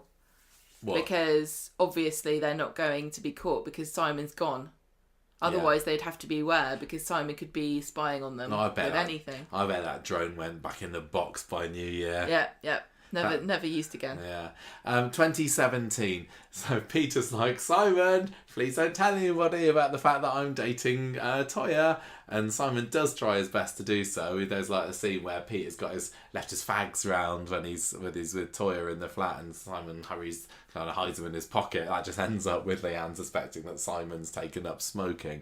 And over the course of 2017, Simon and Toya... Well, Simon just takes it upon himself to punish her. Yeah, basically, he hates Toya. And it's kind of funny thinking back just recently, she was saying, oh, do you want to go on a little holiday? Just With me your and you old down south auntie, with your Auntie Toya. No. Yeah, but it did. They definitely started on very rocky ground there. So Nick plans to move himself and Simon away to Edinburgh, but Peter, who knows about the fact that Steve is Leanne's unborn baby's father at this point, uses this information to blackmail them into staying so he doesn't lose contact with Simon. Simon is just a pawn.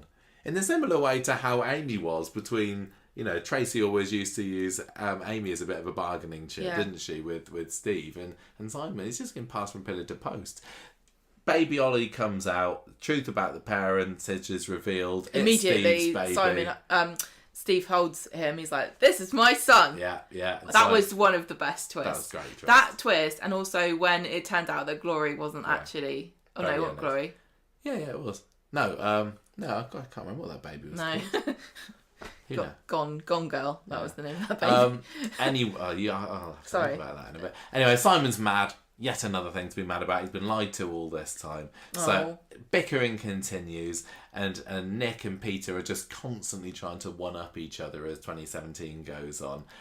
So Leanne says, right, everybody, let's clear the air. Let's go to the beach. Yeah? Have a nice, lovely day trip to the seaside. And as you alluded to earlier, this is when Nick gets trapped in quicksand.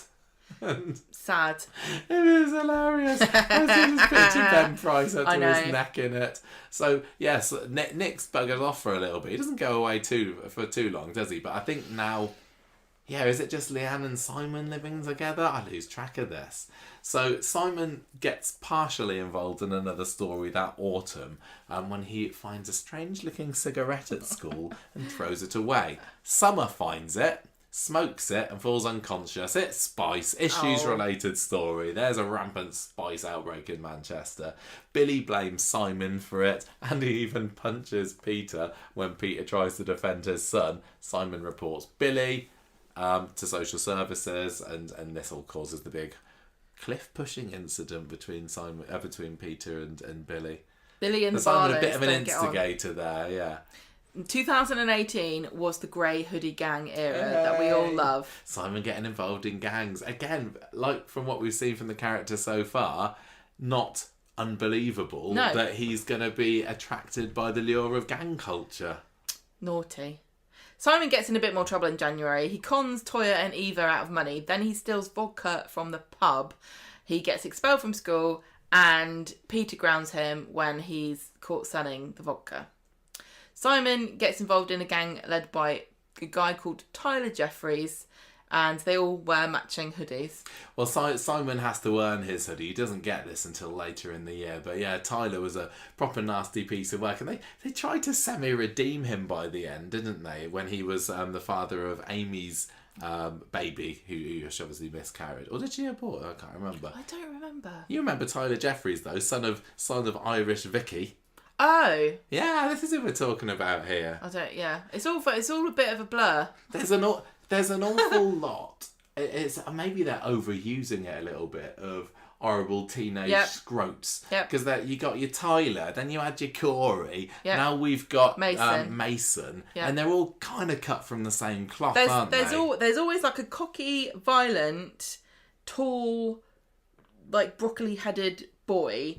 And then there's like a snidey, like backstabby, nice to your face girl. Those are the two types of bullies on Coronation Street. It's either in a boy in a gang who's going to knife you and sell you drugs, or it's a girl who's going to like really devastatingly criticise your outfit. Yeah, which we've not had too many of that kind. I suppose Kelly was the last one that kind of. They're not as scary. We need more female villains. Yeah. Right. So this gang mugs Audrey, lands her in hospital. This is where she meets Jeff, so, brings evil upon the street. Simon is made to apologise to her and kind of tries to distract him from the gang by giving him a job at the factory, kind of like what she's doing at the moment with Bobby and also Swain's daughter. Oh, yeah, I bet so, yeah. And also Nina, Carla's always giving people jobs at the factory who... I'd be a bit annoyed if I worked there. It's not a babysitting club. It for wayward teens. that are kind of tangentially related to Carla. Yeah, nobody in really some knows way. what they do, and Yeah. this was Simon like showing, the showrunners already starting to look like they didn't really know what they wanted to do with Simon. They didn't have a big future planned out for him. Oh, why should we stick him in the factory? Why not? And he did end up working at the factory for quite a while. But doing what did he what? do Not in the sure. factory? Just like everybody else that ever worked there, apart from machinists. Well, you got your machinists, you got your box stackers. Maybe that's what he was. I don't remember. So, he carries on, even though he's got this job at the factory, hanging out with the gang, and he convinces Peter that he's upset by crying, that he's sorry he mugged Audrey, and then he goes to Tyler like, yeah, I got away with it. He gets worse and worse. He plays truant from school. He steals things, including he steals money from Toya, and he goes joyriding in her car, and he's rude to her whenever it can be, because he thinks she's hiding something from his dad. Then he You're not finds wrong. this direct debit for the cottage where Eva's gone to have a secret baby.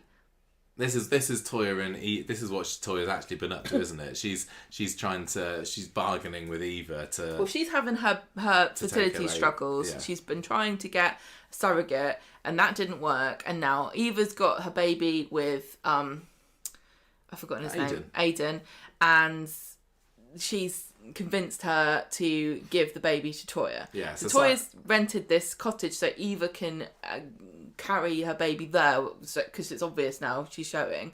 So she's in seclusion. But Simon gets the wrong end of a stick Well, about it. he thinks that Toya's having an affair, and he tells Leanne about this. And Toya says, actually, it's just a refuge for all my abused client.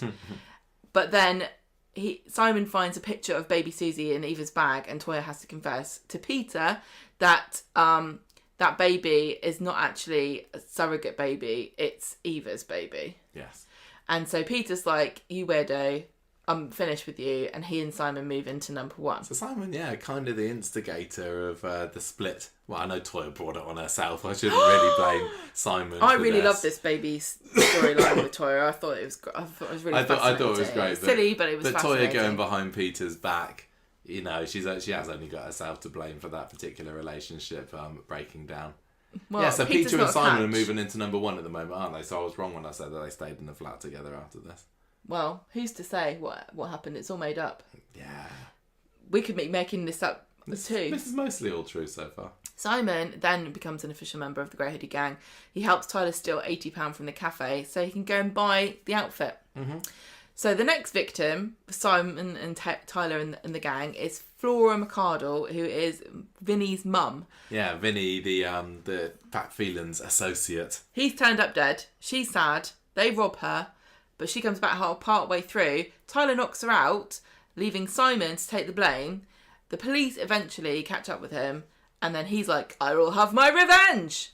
On Simon. At the hearing, Simon pleads guilty, and Tyler gets his own back on him for not keeping his mouth shut about Tyler's involvement by poisoning Eccles.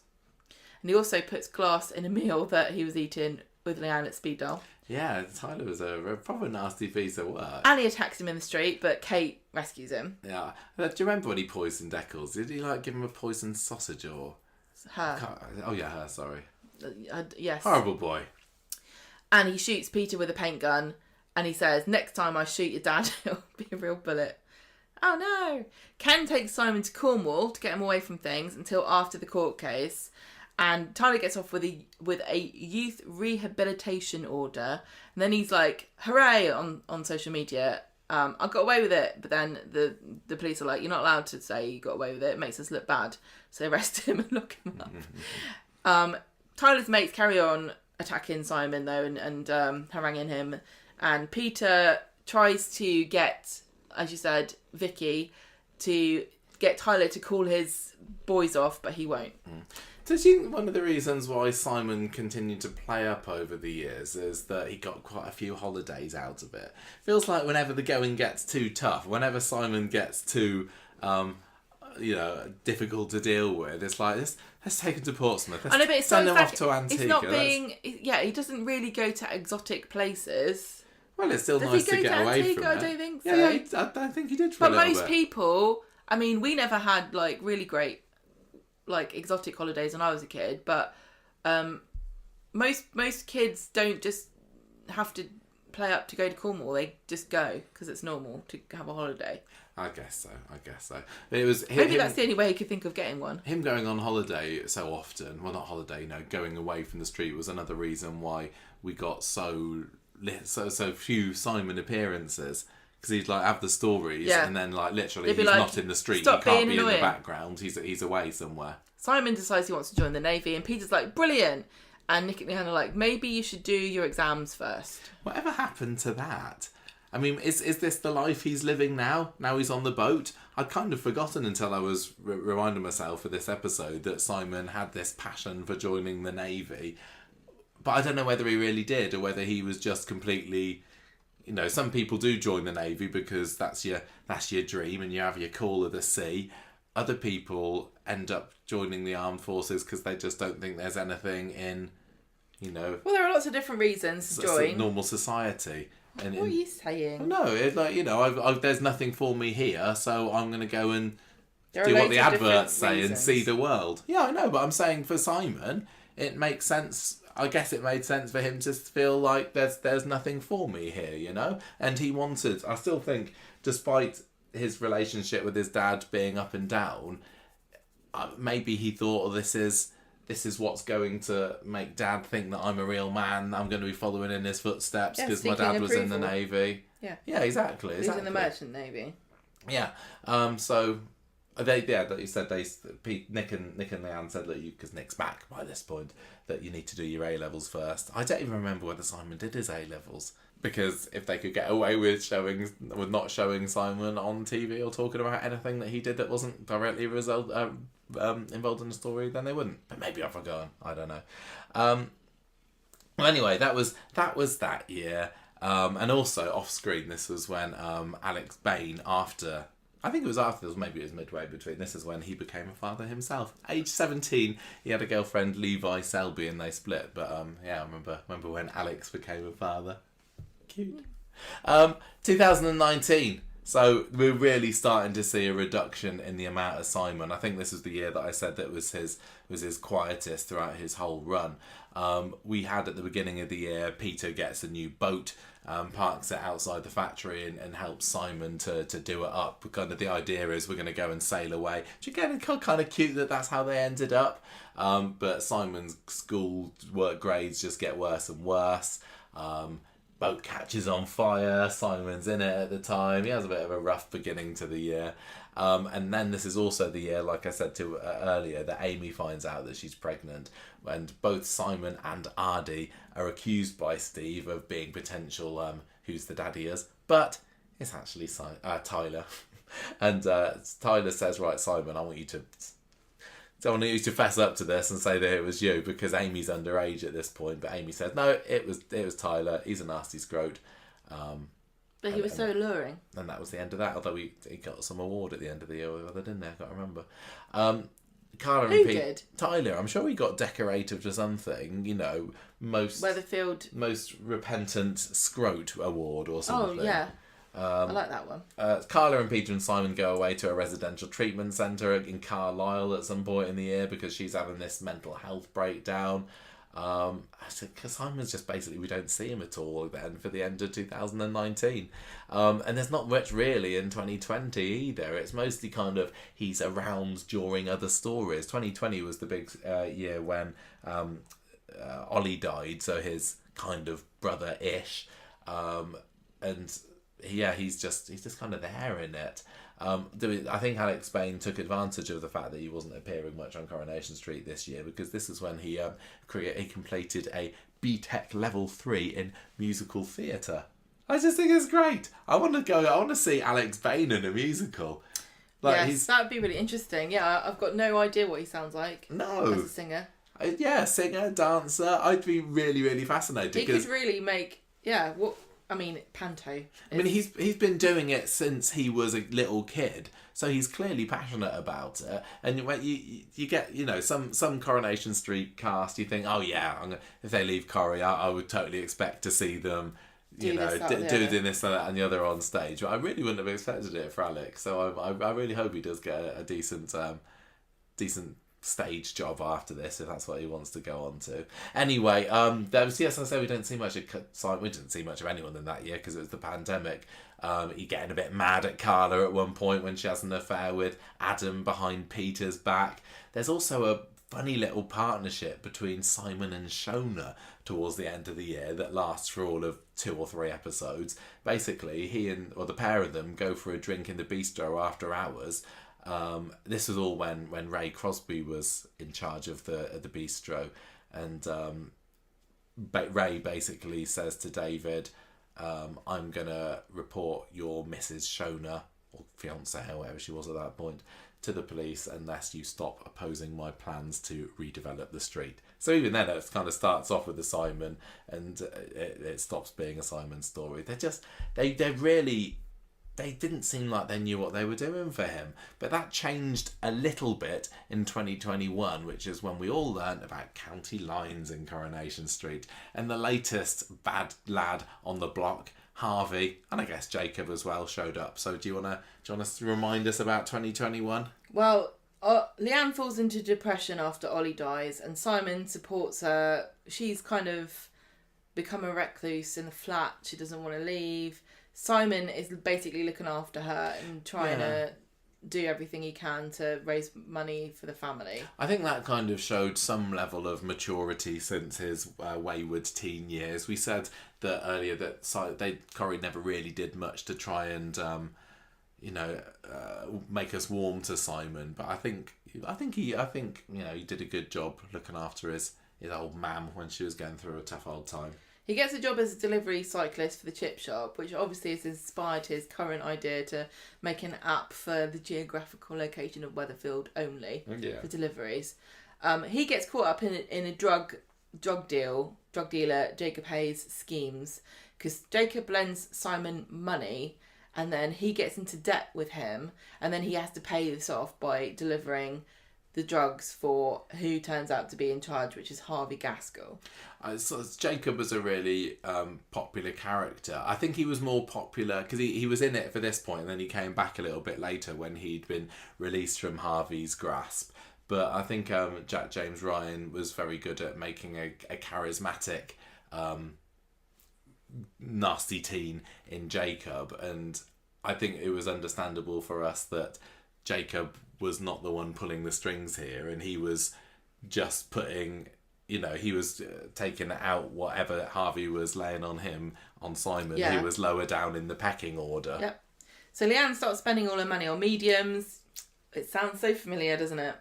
She's trying to chase this dream of and getting involved in quackery. Yeah, this was the beginning of her, just seeking alternative in spiritual people that are clearly preying on her. Yeah.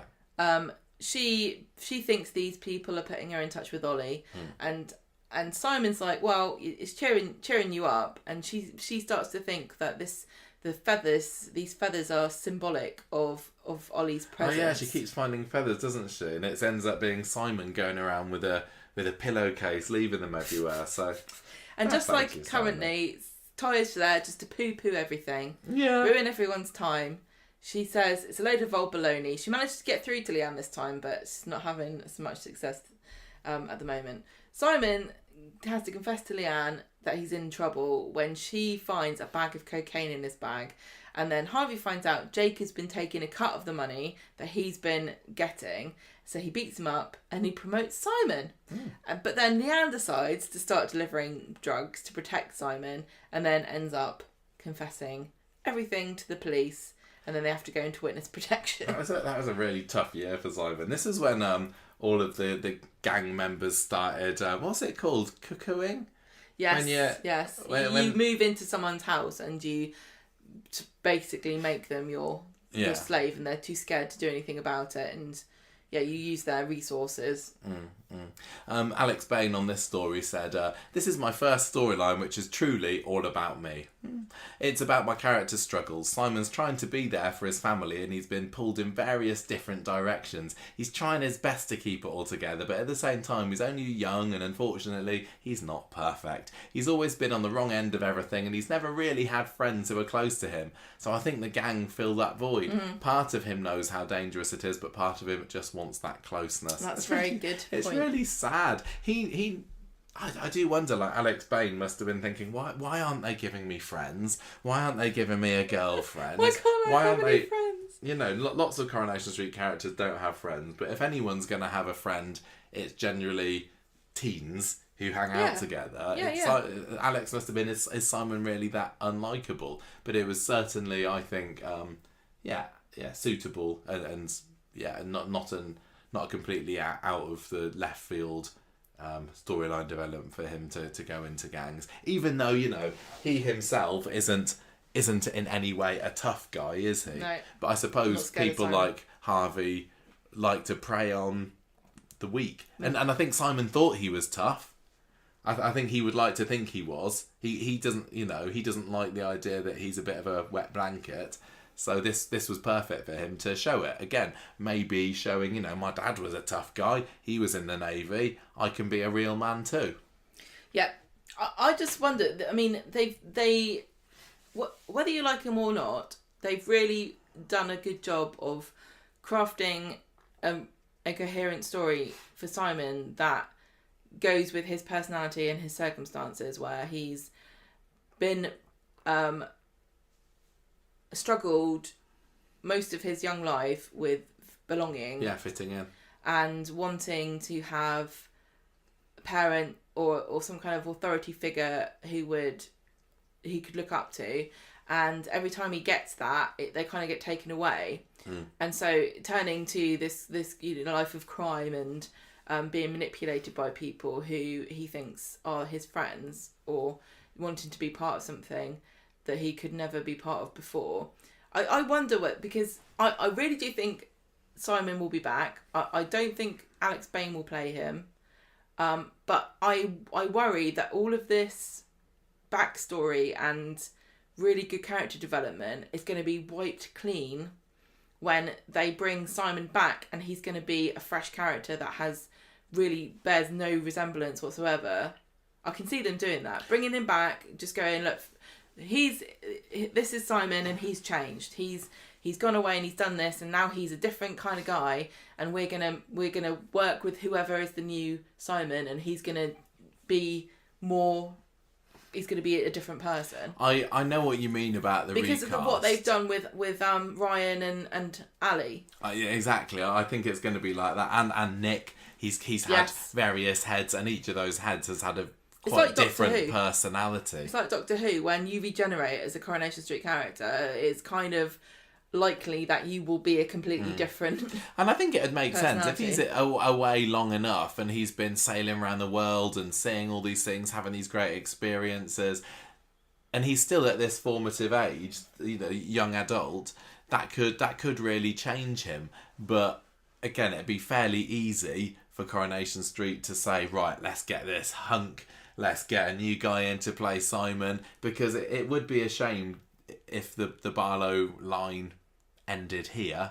And I know there's a few other twigs on the tree, but this is the, straight down, isn't it, from Ken? Well, it's the male lineage, which is, unfortunately, and the one that everyone thinks is the only true. Well, Susan's not going to get much further. Amy still exists.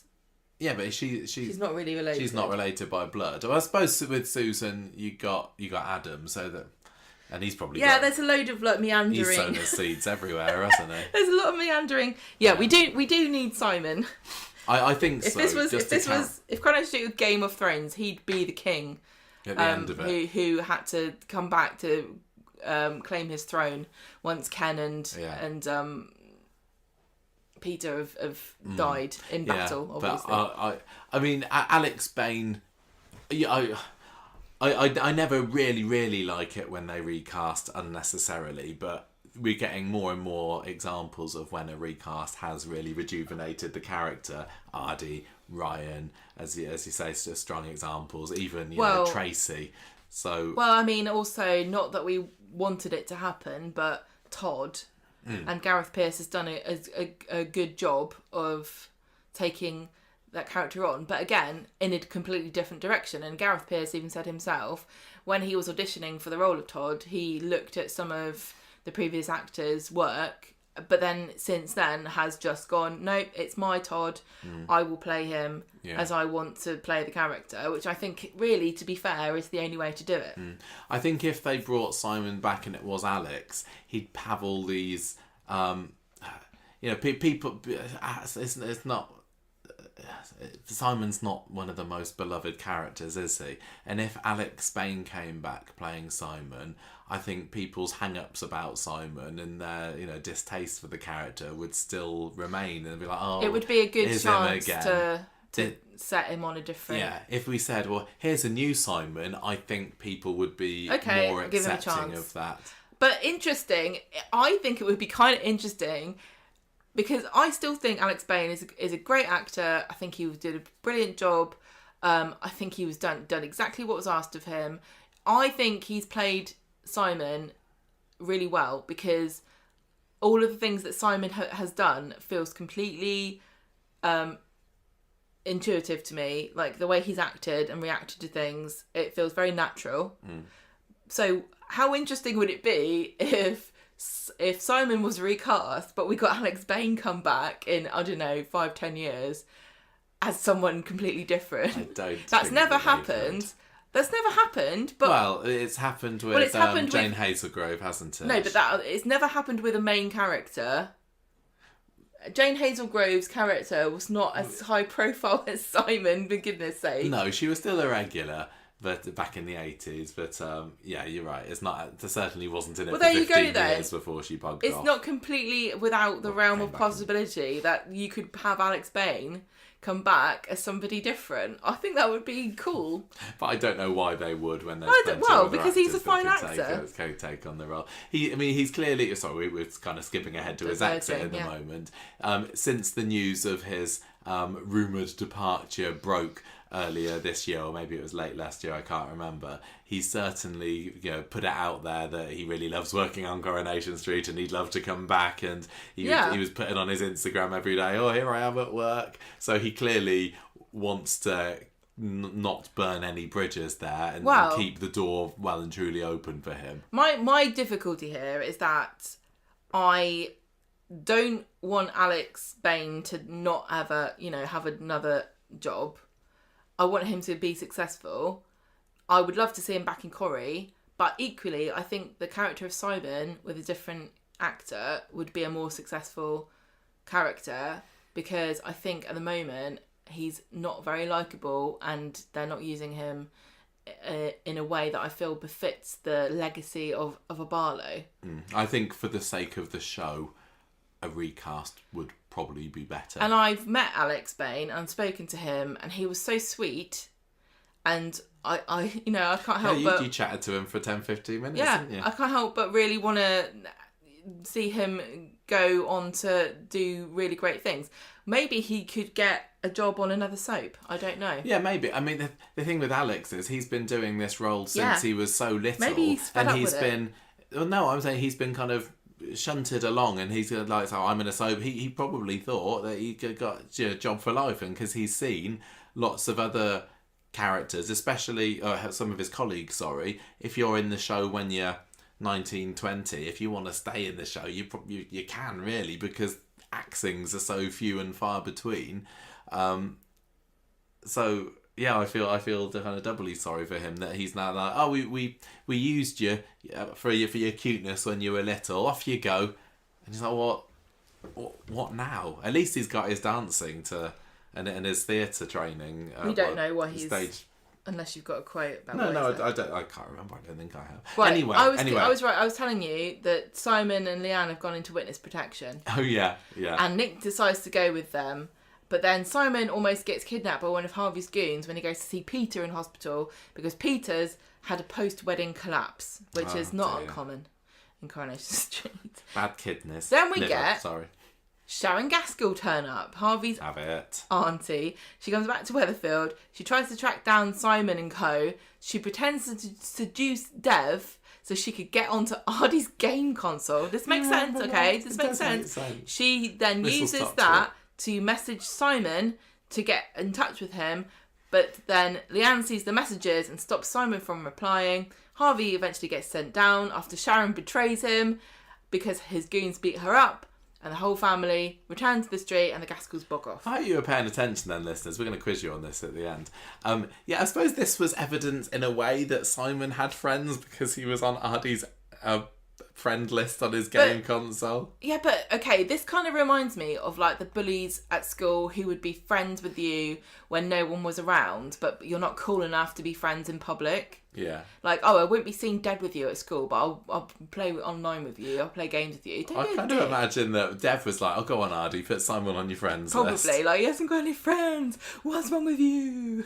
Peter's one of my best customers for coming down and buying a booze every evening. Find a can or a white bottle or something. Oh, God. Right, 2022, so we're getting close to the end here.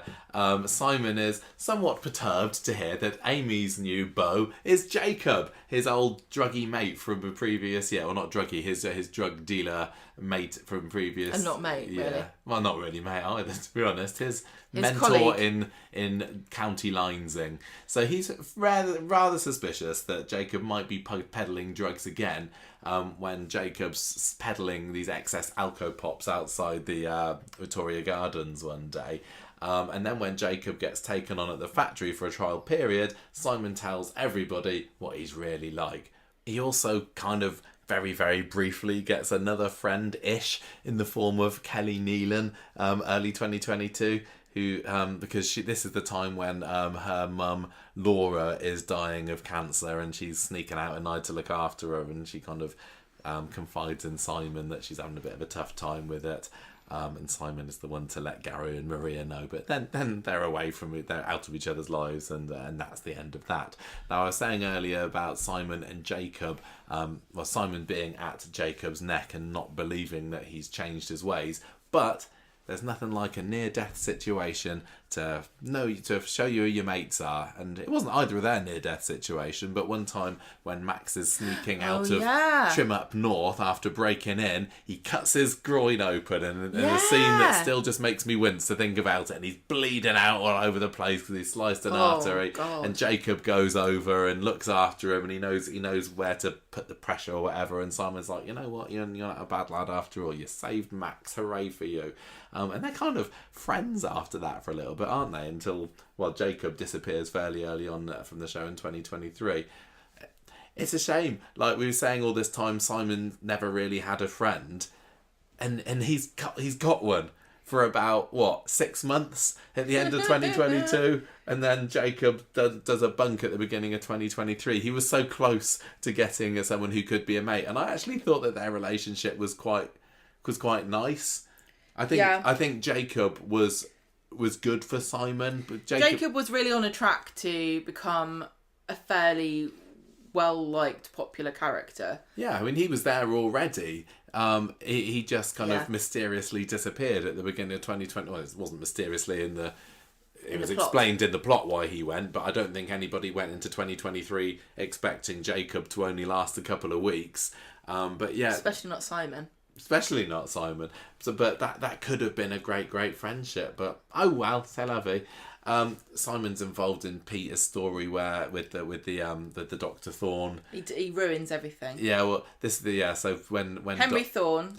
When Henry Thorne gets himself into a spot of bother when Peter finds out that he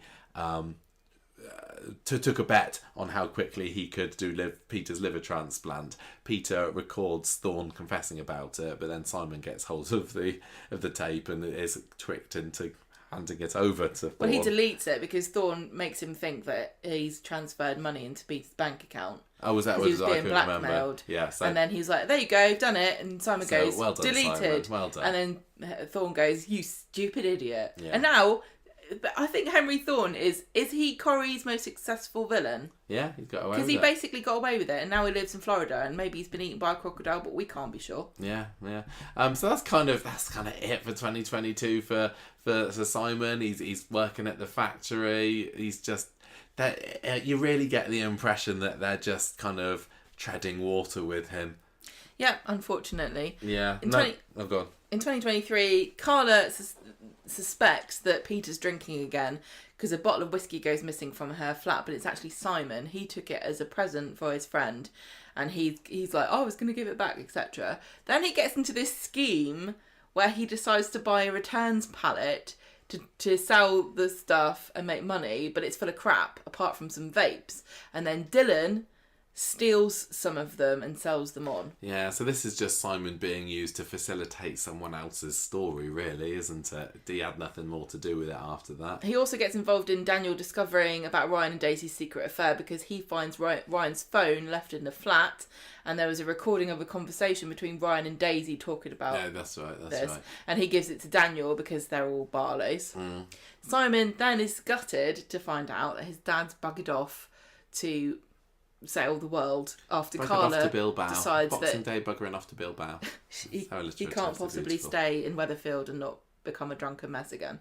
So that's kind of all 2023 was. We just never saw him, but we could tell that something was a bit out of the ordinary when he started to make a few more regular appearances towards the end. I mean, I suppose it fit in with Chris Gascoigne leaving the role as Peter. It would make sense to see a bit more of Simon.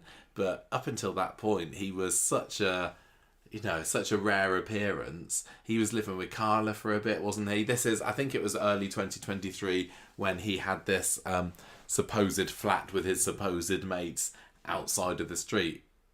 And then that's really the kiss of death, isn't it? Have them going to live away somewhere else, never even showing they can't it. even be bothered to pretend there's room No. in someone's house. No, and lots of people at the time thought, with Peter not in the show anymore, that's yet another link to Simon that's disappeared. What are they going to do with him now? And it turned out Corrie had already thought about that, and it's bye-bye Simon, because as 2023 ended, rumours started circulating that Simon would be leaving the show the following year. It was The Sun that reported this. It was in the gap between Christmas and New Year last Christmas, where, according to Corrie sources, as they always put it, Alex is sad to be leaving Coronation Street, but it really is like a family. But he realises the time is right to move on. He's very excited about the future and other opportunities. So it was kind of painted to look like he'd chosen to leave Alex Bain at this point. But as 2024 went on, there were conflicting reports in the press saying that he was axed. And I don't think it was ever outright came out by anybody and said, this is what happened. We don't know. But we certainly don't know. And then, there were reports in The Sun then saying, he was begging bosses not to get rid of him, keeping him in mind for a future comeback. I don't like stories like that. I know. I'd like to think that it was him that chose to move on, because as much as we say Corrie needs a cast cull, it is people's livelihoods here, isn't it? Yeah, I know, but I also say it's, it can't just be down to the actors to decide when they want to go. No. But equally, when somebody does get pushed out, I get really upset for them.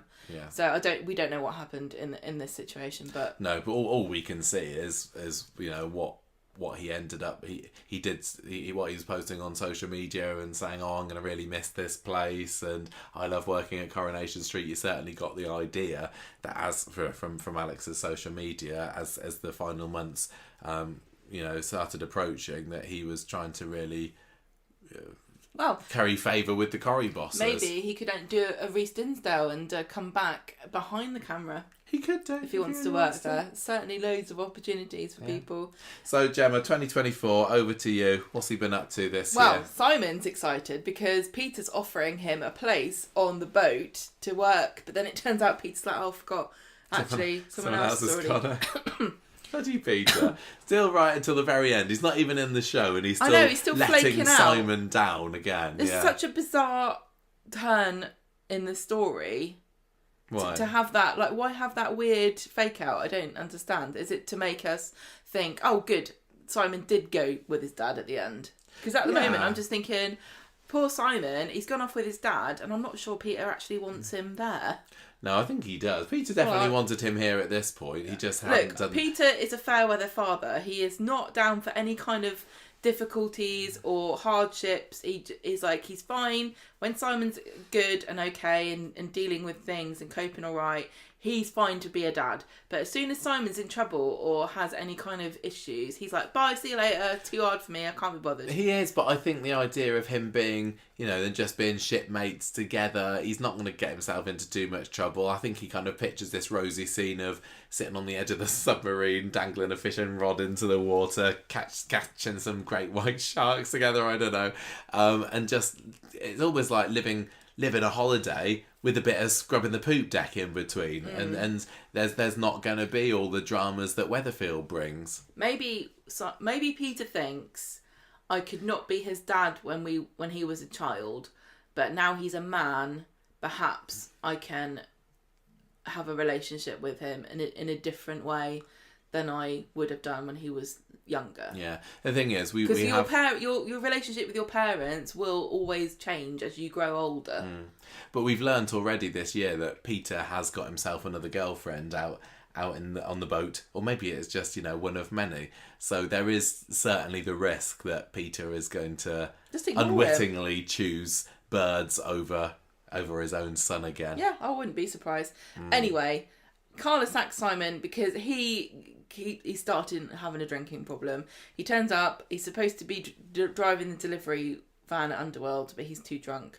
And he also decides to organise an after-hours drinking sesh with Bobby in the bistro, and he crashes the car that has got Sam in it when he's supposed to be driving him to a chess competition. They've liked to flirt with the idea of Simon being a possible alcoholic and maybe following in his dad's footsteps, haven't they, over the years? There was that time when he was getting drunk in the bistro with his mates, the other time when he had this lock-on with Shona.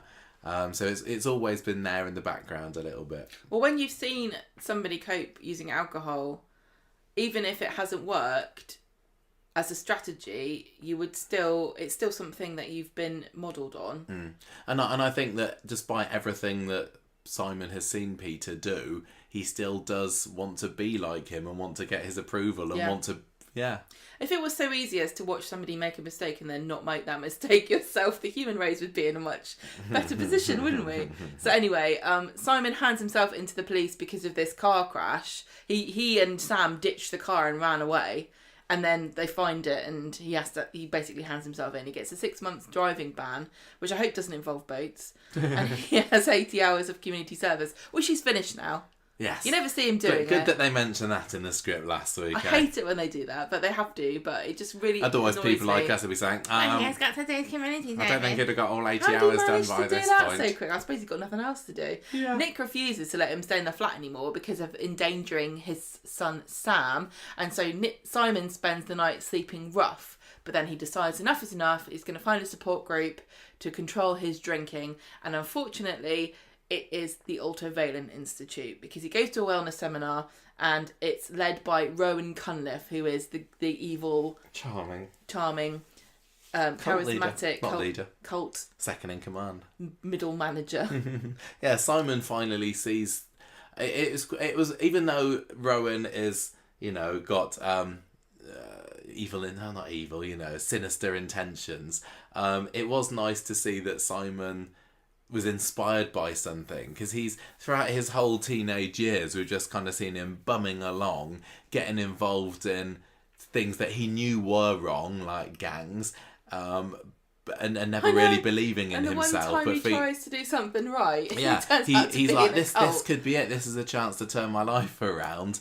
And yeah, Oops. Well, I think one of the main reasons he didn't get too involved in it wasn't it because that he couldn't afford it. Because even at the end, Rowan gets somebody from the Institute to go and talk to him about his business idea. Yeah. And so he's about to go on a free retreat, isn't he? Yeah. Simon plans a food delivery service. He kind of gets inspired by the Altovalent Institute, and they seem to have a weird business branch of this cult where they kind of encourage you and give you business plans. But his business plan is crap, and they're not interested in it. And he and Simon's like, I want to improve myself, but I can't afford to pay all this money. And then he hears from Peter, there's a job going, and Nick and Toya convince him to leave. Well, he's about to go on this retreat for free, isn't he? Yeah. And Nick and Toya are worried that he's going to get sucked in the same way. They go as behind. Leanne has. I think they get Peter to get him to come on the boat. and then they explain to Leanne, like, this is why we've done it, and she gets mad at them, but I think everybody knows that this was the right move for Simon to get the hell out of there, away from all these bad influences and his stupid app idea. Yeah. I wonder whether, do you think it would have been better if, and then he goes, that's the end of Simon. Do you think it would have been better if he had gone with Peter at Christmas? I know contracts don't really work that way, and I guess that Alex's ended in the summer and Chris's ended at Christmas, but sometimes actors will leave before their contract runs out, and then they just get paid. Yeah, but you've got to... Yeah, exactly. I don't know. I like like I said, I do like the idea that they're happy together, father and son, away from the woes of Weatherfield. But it would have been quite nice to have seen them gone off together. Although, you know, the image of Peter on his own on the tram on Boxing Day, you know, solitary man going off into the distance, was quite iconic and befitting for him. And having Simon there, he wouldn't have been, you know, it wouldn't have been quite as affecting for the character of Peter on his own. Yeah. But anyway, that's it for Simon. We've seen him disappear off in a taxi, although his final scene was actually the one where he said goodbye to Carla in the cafe earlier that episode. Final scene he filmed, you mean? Yeah, sorry. Because his final scene in the show was him getting in a taxi. Yeah, no, sorry, that's what I meant. One thing I read that was quite cute was that Alex's parents were cafe customers in that scene, so they got them on the set and they got them to be extras. So that's, I mean, they must have, you know, they've been part of his Corrie journey ever since he was a little kid as well. He didn't turn up by himself, did he?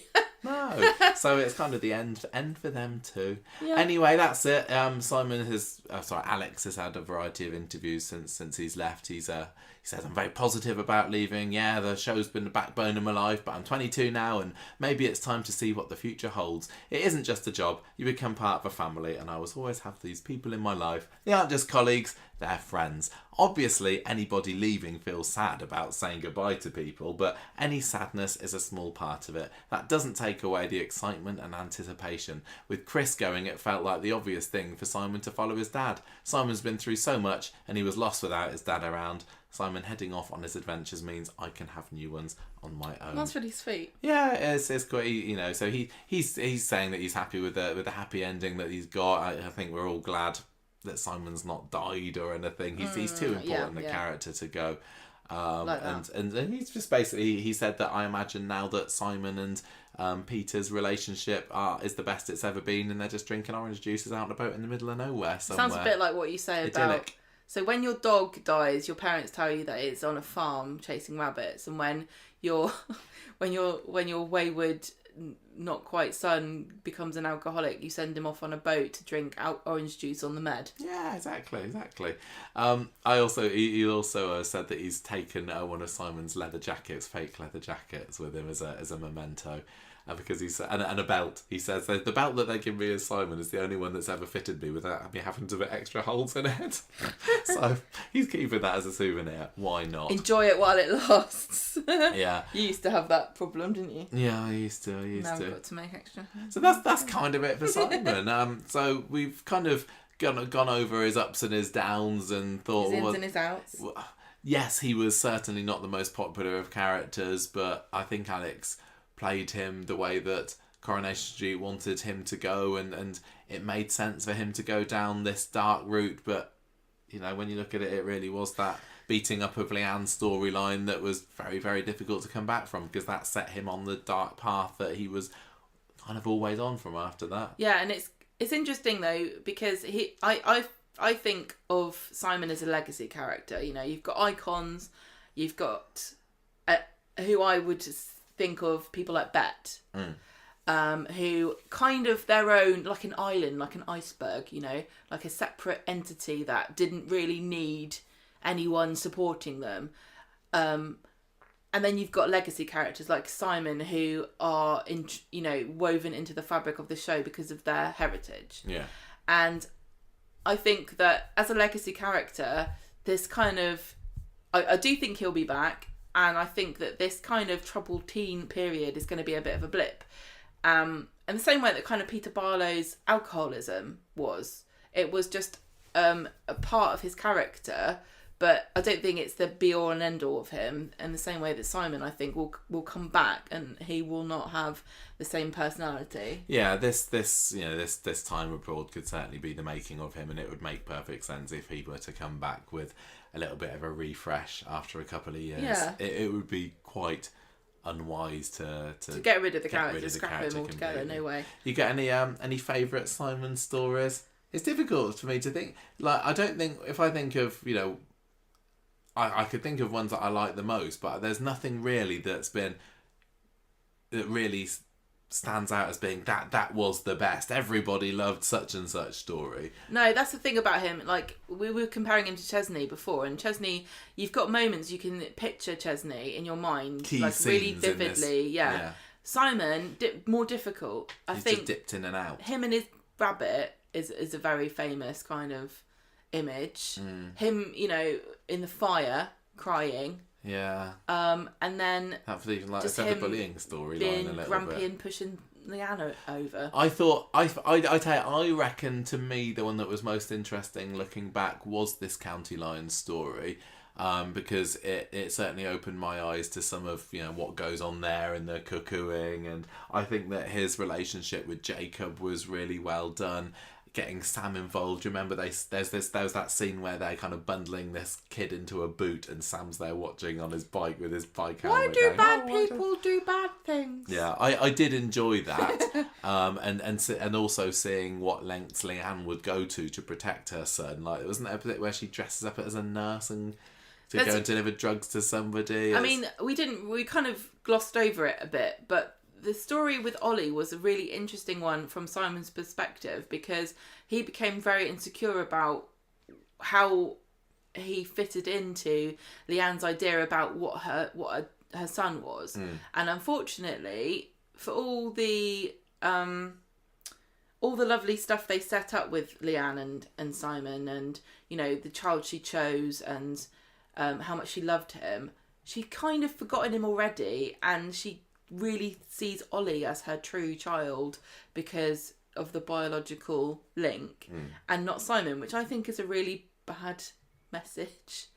It's not very friendly for people who are adoptees. I know that there are lots of different opinions about how you feel about being an adoptee, and some people have had really bad experiences and some people have had really great experiences, but from that perspective, he's kind of been rejected by everybody, including Leanne, and she didn't even mean to do it. I still think that over the years she was the closest that he's had to a stable parent. Of course she was, but that's what makes it worse though, because she's like, oh, is Simon gone? I don't know. She's not like gagging for an AI Simon, is she? No, she is not. She is certainly and of not. course, you can't compete with Ollie as Simon, because he's going to be forever preserved as this innocent, gone too soon, wonderful figure that never did anything wrong. Which is another really fascinating angle that they could revisit if they do bring Simon back.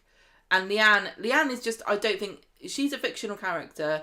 I don't think she's ever going to get over Ollie, because it's just too good of a well to get returned to for the stories, for the story writers. They're just going to want to dip back into that. She's already been preyed upon twice by people with the mediums, and now the Ultraviolent Institute. And again, it doesn't reflect well on people that are in the real life situation of losing a child. That's why there's so much uproar online, because it's very painful and incredibly real to people that have had this happen to them. But Leanne and Simon, that's something that might. I mean, what if Simon comes back with a kid? Yeah. That could be not a really beyond the realms of possibility. Really interesting. I wonder how much Leanne would feel a grandmother to exactly. that kid. That would be a really fascinating next step in Simon's progression as a character. Yeah, maybe he comes Like, back with a girl in his arm, kinda like almost a ready-made family. Move him into a house. Yeah, kind of Continue like the what Barlow happened legacy that way. when David came back with Kylie. Yeah. Yeah. I would love that. I think that would be great. I don't need it straight away. No, but I think if it a doesn't good happen, gap. I'll be disappointed. And hopefully Leanne is still in the show. Yeah. I can't see. Can't see her going anywhere. No. For the time She being. gets run over by Right, Rowan. Shall we finish? We managed to get nearly 2 hours there on old Simon Barlow, but I think it was worth it. Revisiting his teen years, coming back to the character now. A really we said important goodbye character. to him, and hopefully, even though lots of people, as I said, are a bit down on Simon, we've reminded you of some of his better moments and helped. I think it's helped Even me if to you- understand him yeah. as a character more, sort of really taking a careful look at everything he's been through. Even if you didn't like him, he's still a coherent character, which I've said before on the show is not necessarily true of everybody. No. Even characters that have been in the show for a long time have had wild personality swings. I mean, the one I'm stuck on at the moment is Maria, who has just been incredibly bizarre. If you look at her life story, it's like at times she's stuck in a house that's pouring out carbon dioxide or something. Is that the bad one? What's the one that makes you mad? Okay, that one. The one that has an alarm Yes. that goes off.